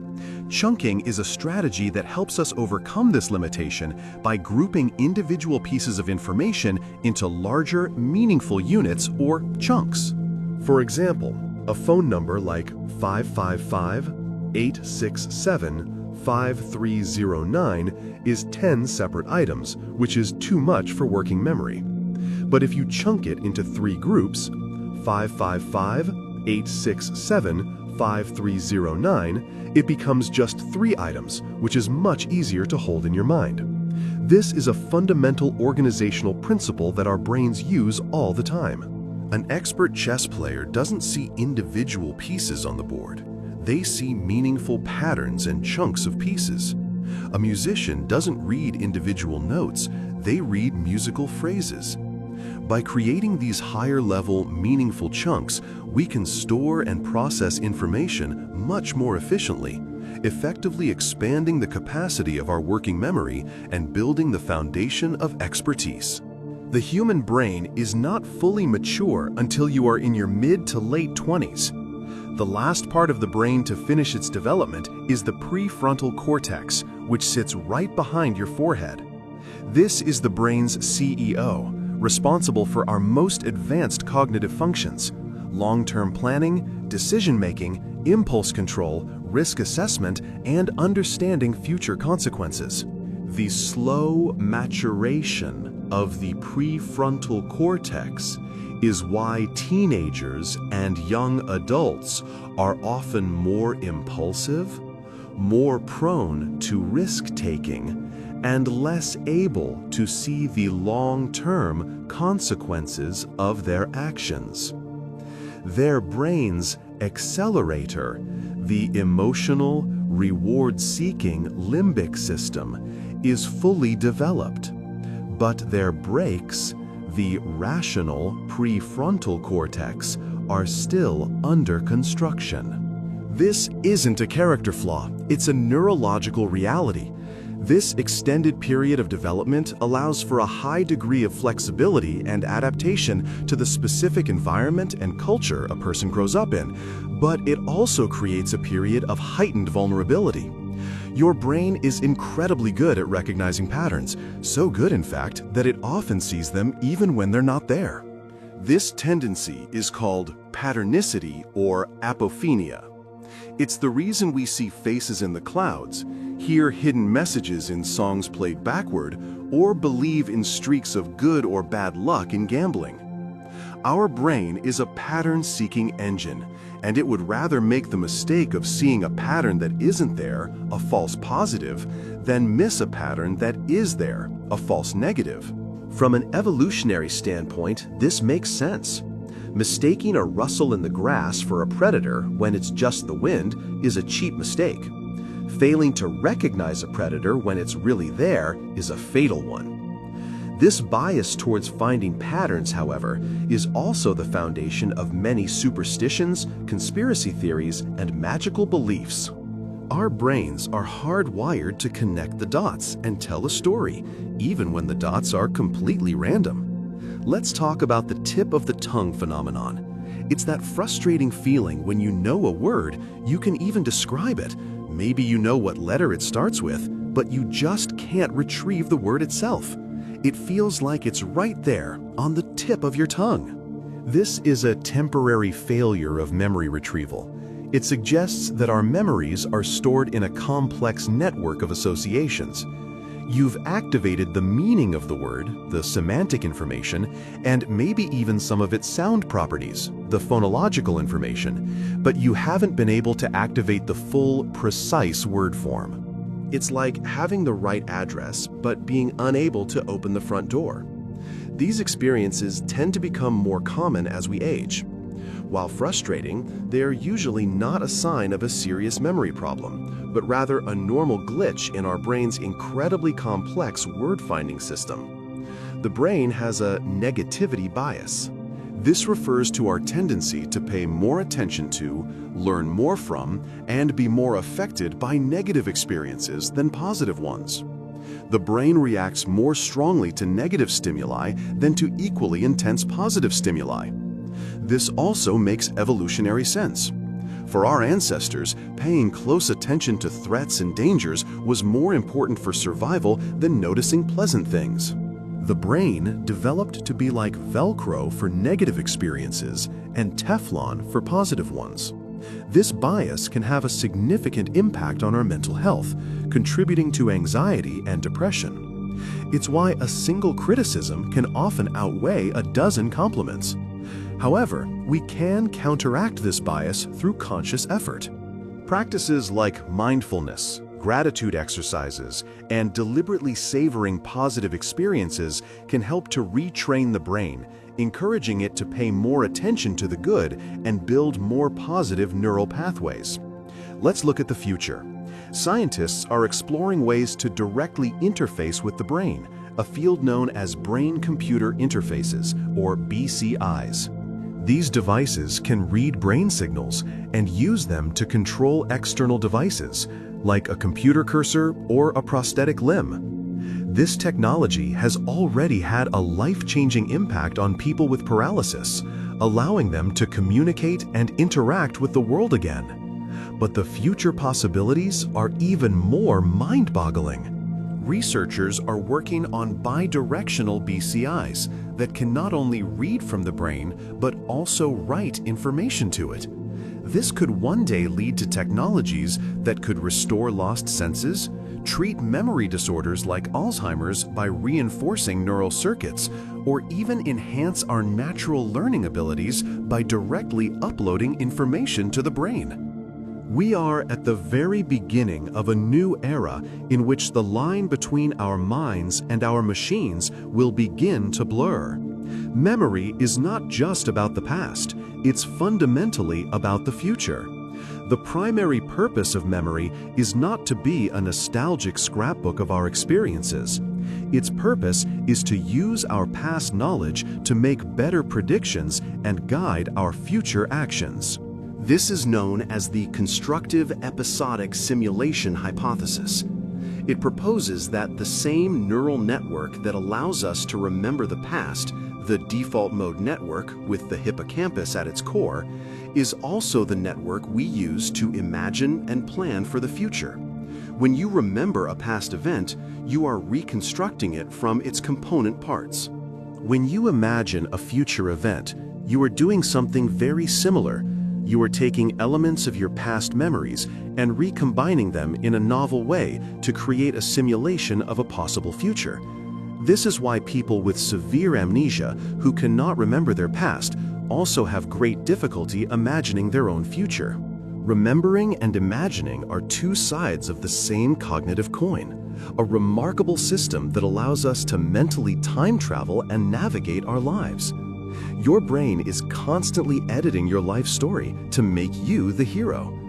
This is due to a set of self-serving biases that affect how we remember our past. We tend to remember our successes more than our failures. We take credit for our accomplishments, but blame external factors for our mistakes. And we often remember ourselves as having been more central to events than we actually were. For example, in a group project, most members will later remember having contributed more than their fair share. This isn't necessarily conscious dishonesty. It's our memory system working to protect our self-esteem and maintain a positive self-image. Our autobiography is not an objective history. It's a carefully curated narrative, edited by our own internal public relations department to present us in the best possible light. The ability to recognize faces is a highly specialized skill in the human brain. Most of us are super recognizers when it comes to faces.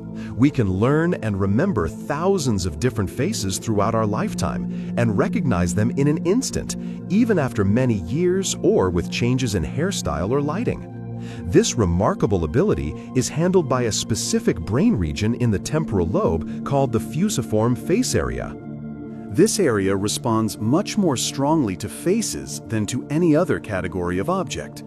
However, for a small percentage of the population with a condition called prosopagnosia or face blindness, this system doesn't work correctly.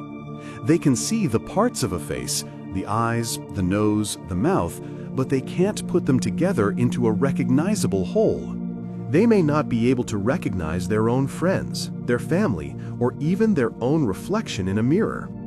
It's a profound demonstration of how specific brain areas are dedicated to crucial social tasks. Let's address the myth that we only use 10% of our brain. This is one of the most persistent and widespread myths in all of pop psychology. It is completely, utterly false. Brain imaging techniques like fMRI and PET scans show that we use virtually all of our brain all of the time, even when we are sleeping. Different tasks will cause different areas of the brain to be more active than others, but there are no dormant, unused parts waiting to be unlocked.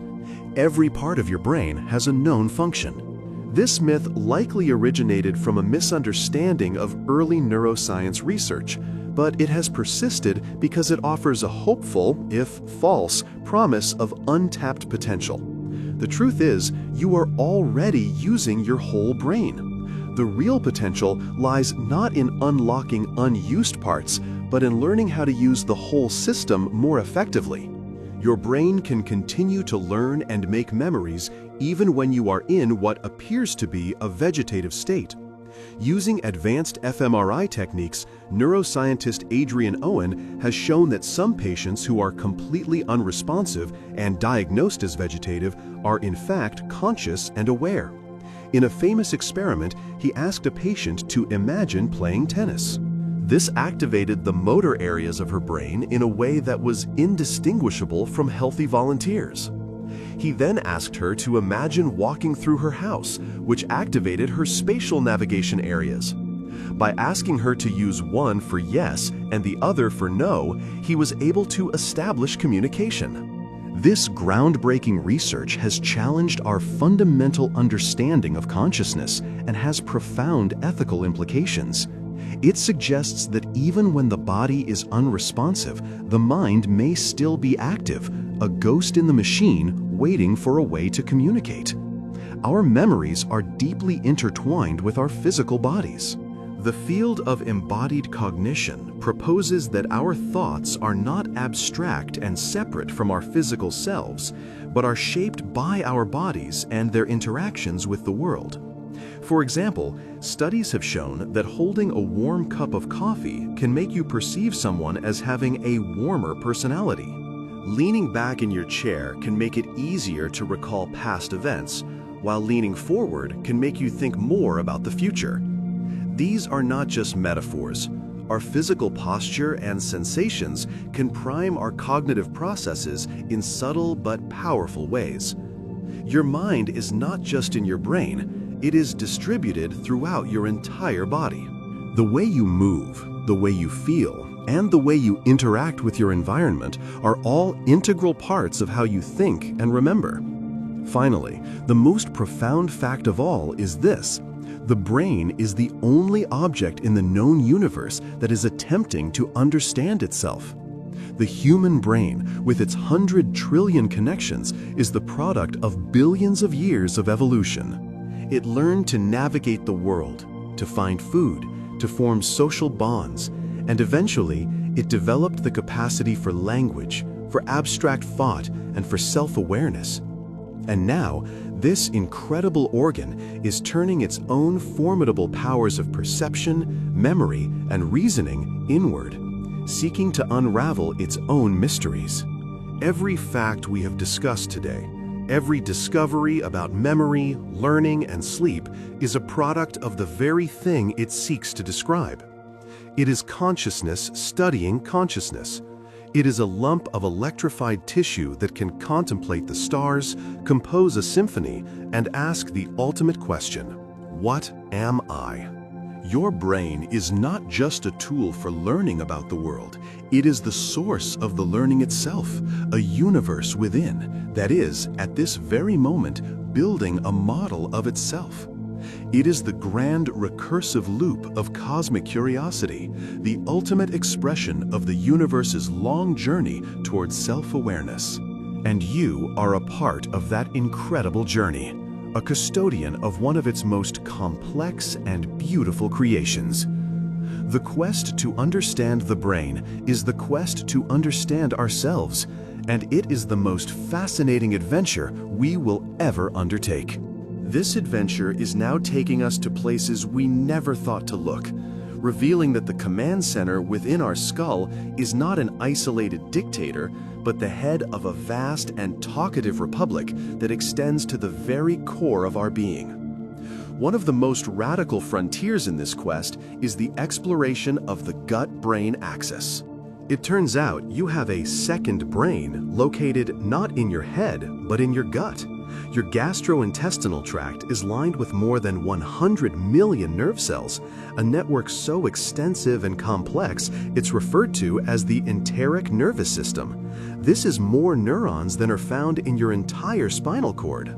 This gut brain is not capable of writing poetry or solving calculus problems, but it does manage the complex process of digestion autonomously. More importantly, it is in constant, intimate communication with the brain in your head.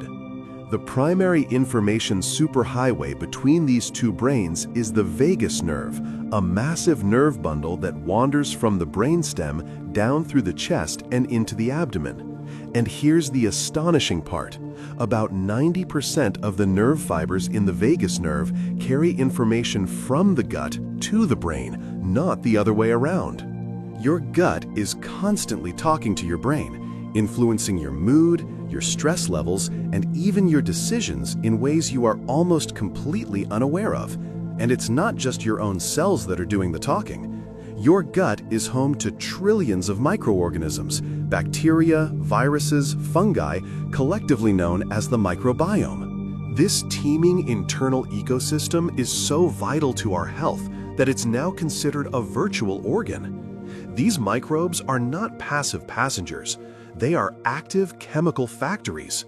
They help digest your food, but they also produce hundreds of neurochemicals that the brain uses to regulate its own functions. In fact, it's estimated that about 95% of your body's serotonin, a crucial neurotransmitter for regulating mood, sleep, and happiness, is produced in your gut, heavily influenced by your resident bacteria. An unhealthy gut microbiome has been linked to increased rates of anxiety and depression. The signals these microbes send up the vagus nerve can change your brain chemistry, making you feel more anxious or more calm. They can even influence your food cravings, potentially manipulating your behavior to get the nutrients they need to thrive.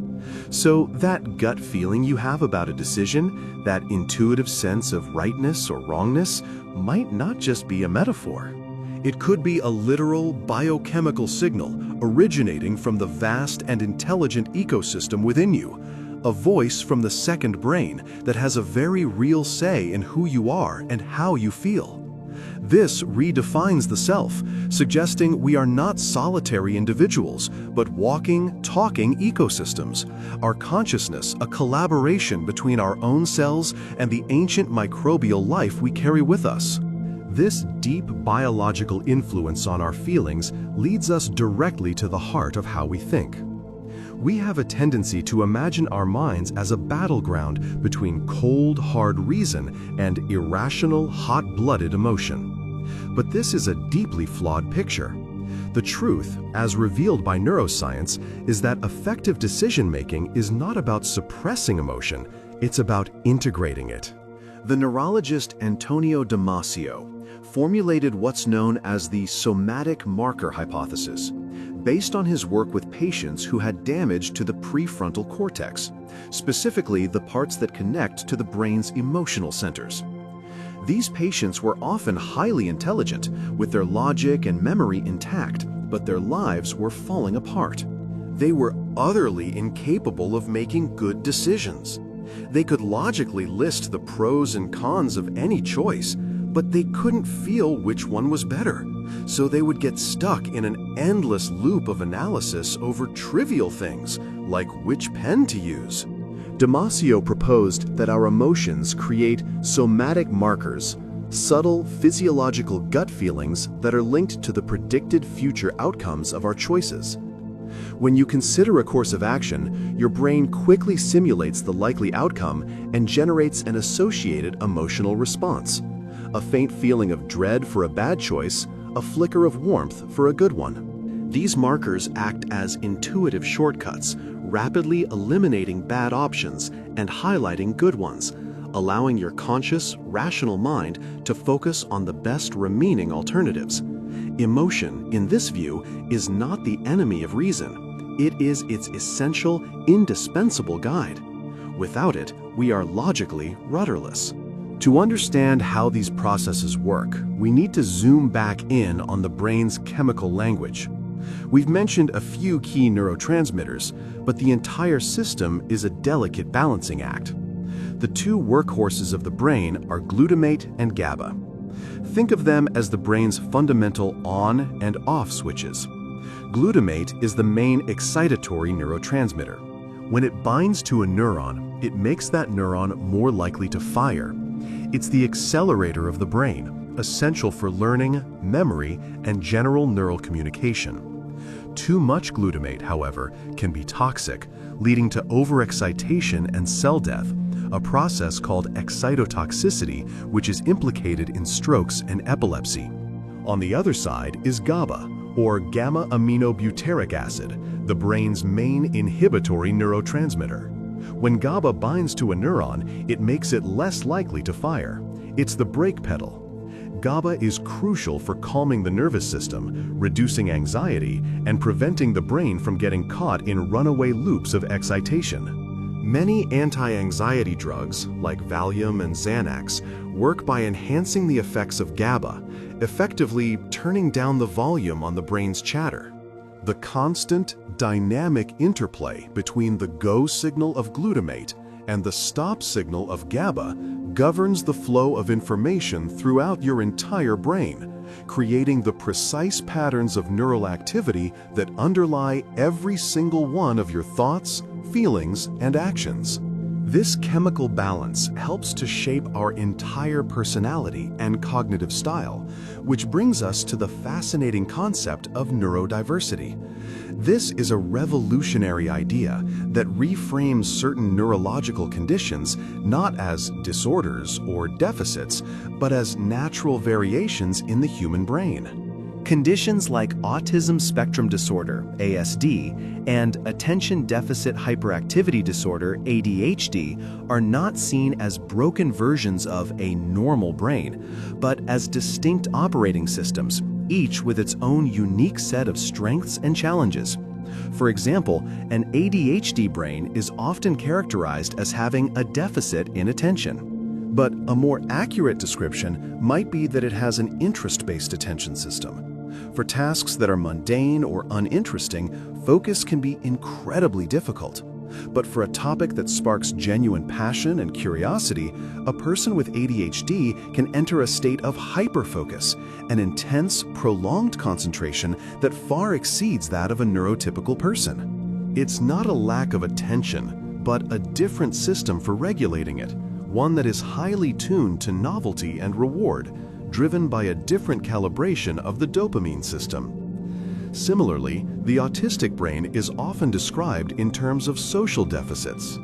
But it can also be understood as a brain that processes the world differently, often with a heightened sensory sensitivity and a preference for patterns, systems, and deep, detailed knowledge. The social difficulties may arise not from a fundamental lack of empathy, but from a different way of processing social cues, which can be overwhelming and confusing. Autistic individuals may excel in fields that require intense focus and the ability to see the intricate details and systems that others miss. Neurodiversity encourages us to move away from a one-size-fits-all model of the mind and to recognize that human cognition exists on a wide spectrum. It suggests that these different neurotypes have always existed and have likely played important roles in human evolution, contributing different skills and perspectives to the collective. It's a call to create a world that accommodates and celebrates these differences, recognizing that a healthy ecosystem, whether in a forest or in a society, thrives on diversity. This idea that our brains are different and that these differences are not set in stone leads to another profound truth. We can intentionally change our own brains through mental training. The practice of mindfulness meditation is a powerful example of this. For thousands of years, practitioners have claimed that meditation can lead to increased well-being, focus, and emotional regulation. In recent decades, neuroscience has put these claims to the test, and the results are stunning. Using MRI scans, researchers have found that regular, long-term meditation practice can lead to measurable physical changes in the brain. For instance, studies have shown an increase in gray matter density, or cortical thickness, in areas associated with attention, self-awareness, and sensory processing, like the prefrontal cortex and the insula. At the same time, they've observed a decrease in the gray matter density of the amygdala, the brain's fear and stress center. Furthermore, the functional connectivity between the prefrontal cortex and the amygdala appears to be strengthened. This means the rational, regulatory part of the brain gets better at calming down the reactive, emotional part. These are not temporary changes in brain state. They are lasting alterations in brain structure. It's a vivid demonstration that simply by changing the way we direct our attention, by repeatedly bringing our focus back to the present moment without judgment, we are engaging in an act of self-directed neuroplasticity. We are consciously sculpting the organ that creates our consciousness.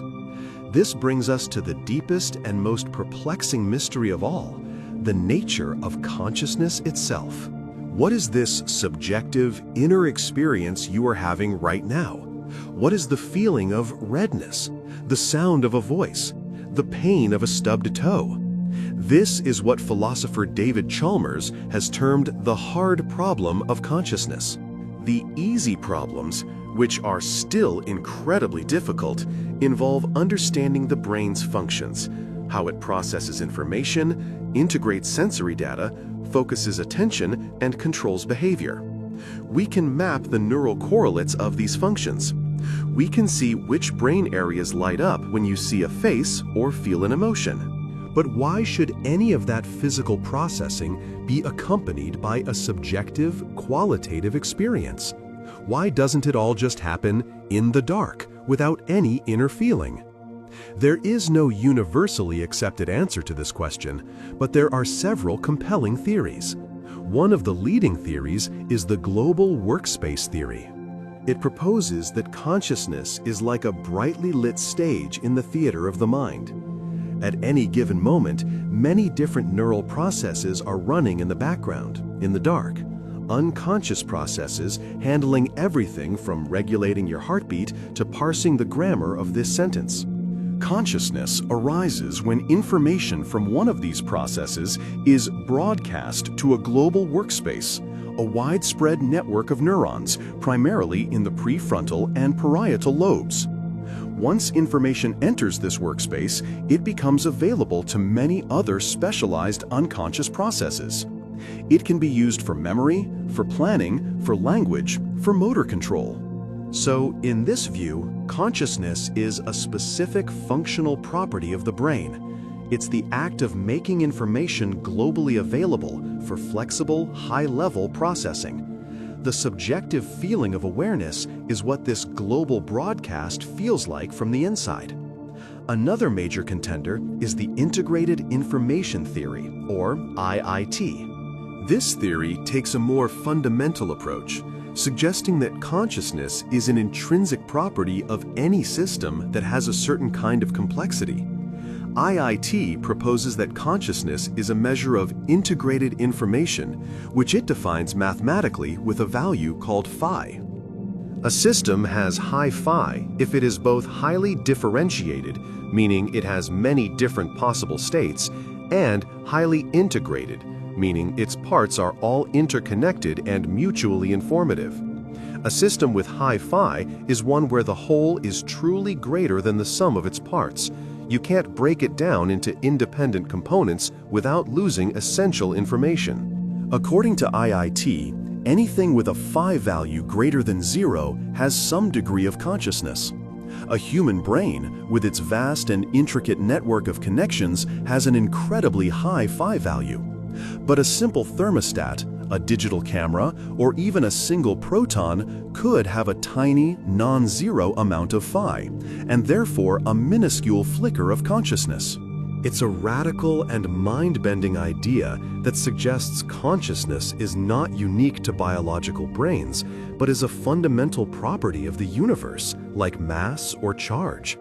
It opens the door to the possibility of consciousness in other animals, in future artificial intelligences, and perhaps even in systems we don't typically consider to be alive at all.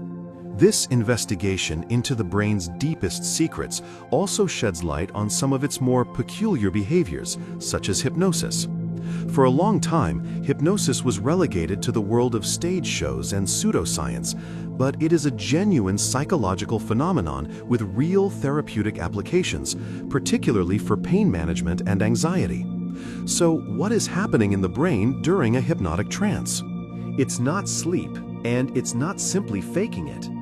Brain imaging studies of people under hypnosis show a distinct pattern of brain activity.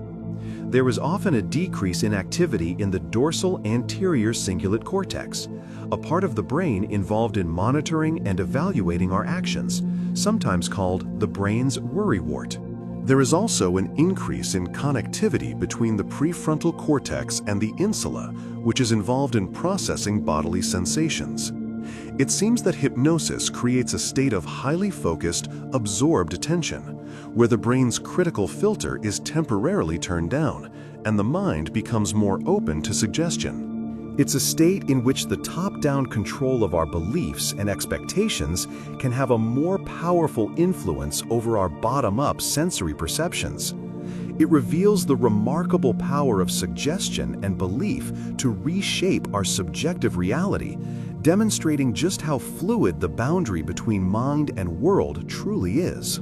As we continue this journey inward, we find that the brain doesn't just process information, it creates beauty. The emerging field of neuroaesthetics seeks to understand the neural basis for our appreciation of art, music, and beauty. Why do we find a sunset beautiful? Why can a piece of music bring us to tears? It's not just a cultural phenomenon. There seem to be deep biological roots to our aesthetic experiences. Studies have shown that viewing art that we find beautiful activates not only the visual cortex, but also parts of the brain's reward system, like the orbital frontal cortex, the same area that is activated by food, love, and drugs. It seems that the experience of beauty provides a genuine biological reward. Moreover, our brains appear to be particularly drawn to certain patterns, like fractals, the complex, self-repeating patterns found in snowflakes, ferns, and coastlines. The visual system seems to process these patterns with particular ease and efficiency, which may be experienced as a feeling of aesthetic pleasure. Our love of art may be an extension of our brain's fundamental drive to find meaningful patterns in the world, a reward system that encourages us to engage with and make sense of our complex environment. The brain's intricate reward system is also its greatest vulnerability, which is laid bare in the neuroscience of addiction. Addiction is not a moral failing or a lack of willpower. It is a chronic disease of the brain. Drugs of abuse, from nicotine to opioids to cocaine, all have one thing in common. They hijack the brain's natural reward pathway, specifically the dopamine system that originates in the ventral tegmental area and projects to the nucleus accumbens. These drugs cause a massive, artificial surge of dopamine far greater than what is produced by natural rewards like food or sex. This intense flood of dopamine teaches the brain a powerful, albeit false lesson, that the drug is the most important thing for survival. With repeated use, the brain begins to adapt to these unnatural dopamine levels. It may reduce the number of dopamine receptors or produce less dopamine naturally. This is tolerance. As a result, the user needs more of the drug just to feel normal, and natural rewards no longer provide the same pleasure. At the same time, the prefrontal cortex, the center of judgment and self-control, becomes compromised. The powerful, conditioned wanting, driven by the hijacked reward system, overpowers the rational braking system. It's a devastating cycle of neurological changes that fundamentally alters the brain's priorities, making the compulsive pursuit of the drug the primary driver of behavior despite catastrophic consequences. This concept of a unified self, a single you who is in control, is further challenged by the remarkable findings from split-brain patients. These are individuals who have had their corpus callosum, the thick bundle of nerves connecting the two brain hemispheres, surgically severed, usually as a last resort treatment for severe epilepsy. This procedure leaves them with two hemispheres that can no longer communicate with each other. Because the left hemisphere typically controls language and the right side of the body, and the right hemisphere controls spatial awareness and the left side of the body, researchers can present information to just one hemisphere at a time. For example, if you show a picture of a key to the patient's left visual field, the information goes only to their right hemisphere. The patient cannot say what they saw because the language-dominant left hemisphere is unaware of it. But if you ask them to pick up the object with their left hand, controlled by the right hemisphere, they will correctly pick up the key. The most fascinating part comes next. If you then ask the patient why they picked up the key, the left hemisphere, which has no idea why the left hand acted, will immediately invent a plausible but completely false explanation. It might say, "Oh, I need to unlock my front door." The left hemisphere has a powerful drive to create a coherent narrative, to make sense of the world and our actions in it. This has led some neuroscientists to label it the left brain interpreter. It suggests that our conscious sense of a unified self, with a single, rational reason for everything we do might be something of an illusion, a story spun by one part of our brain to make sense of the often unconscious actions and motivations driven by other parts. The story our brain tells us is profoundly shaped by the raw materials we provide it. Our diet plays a direct and critical role in brain health and function. The brain is about 60% fat, and the types of fats you eat are incorporated directly into your brain cell membranes. Omega-3 fatty acids, particularly DHA, found in fatty fish, are crucial for maintaining the fluidity and function of these membranes, which is essential for effective communication between neurons. A diet rich in omega-3s has been linked to a lower risk of depression, dementia, and ADHD. On the other hand, a diet high in saturated and trans fats can impair brain function and increase inflammation. Antioxidants, found in colorful fruits and vegetables like blueberries and spinach, are also vital. Because the brain is so metabolically active, it produces a lot of oxidative stress, a form of cellular damage. Antioxidants help to neutralize these damaging free radicals, protecting the brain from aging and disease. Flavonoids, compounds found in things like dark chocolate, green tea, and red wine, have been shown to improve blood flow to the brain and enhance cognitive function. What you eat is not just feeding your body, it is directly building and protecting the physical structure that generates your every thought. Your diet is a long-term conversation with your brain's hardware. Beyond what we do in our waking hours, the brain has its own cycles of growth and renewal. We now know that there are critical periods in development, specific windows of time when the brain is particularly sensitive to certain types of environmental input. The most famous example is language acquisition. A child who is exposed to language in the first few years of life will learn it effortlessly and master its complex grammar and sounds like a native. If a child is deprived of language input during this critical period, they may never be able to acquire language with the same fluency. This is because the brain's circuits for language are undergoing a period of rapid development and pruning, and they need the right input to wire themselves correctly. There are similar, though perhaps less absolute, critical periods for learning music, for developing social skills, and for the development of our visual system. This highlights the profound importance of early life experiences in shaping the fundamental architecture of the mind. While neuroplasticity allows the brain to change throughout life, the foundation laid in these early, sensitive periods is incredibly powerful and can have lifelong effects on our abilities and perceptions. One of the most important activities for brain development during these early years is something that often gets dismissed as frivolous: play. Play is not just a way for children to pass the time. It is a fundamental biological drive and one of the brain's most important methods for learning about the world. When children engage in free, unstructured play, they are running complex simulations of the real world in a safe environment. Social play teaches them how to negotiate, compromise, regulate their emotions, and understand others' perspectives. Object play, building with blocks for example, develops spatial reasoning and problem-solving skills. Risky play, like climbing a tree, helps them learn to assess risk and manage fear. All of this activity is driving the growth and strengthening of crucial neural circuits, particularly in the prefrontal cortex. Play floods the brain with chemicals like BDNF that, as we've learned, support neuron growth. It is nature's training program for building a flexible, creative, and socially adept brain. In a world that is increasingly focused on structured learning and early academics, we are beginning to realize that depriving children of play may be depriving them of the very activity that is most essential for their cognitive and emotional development.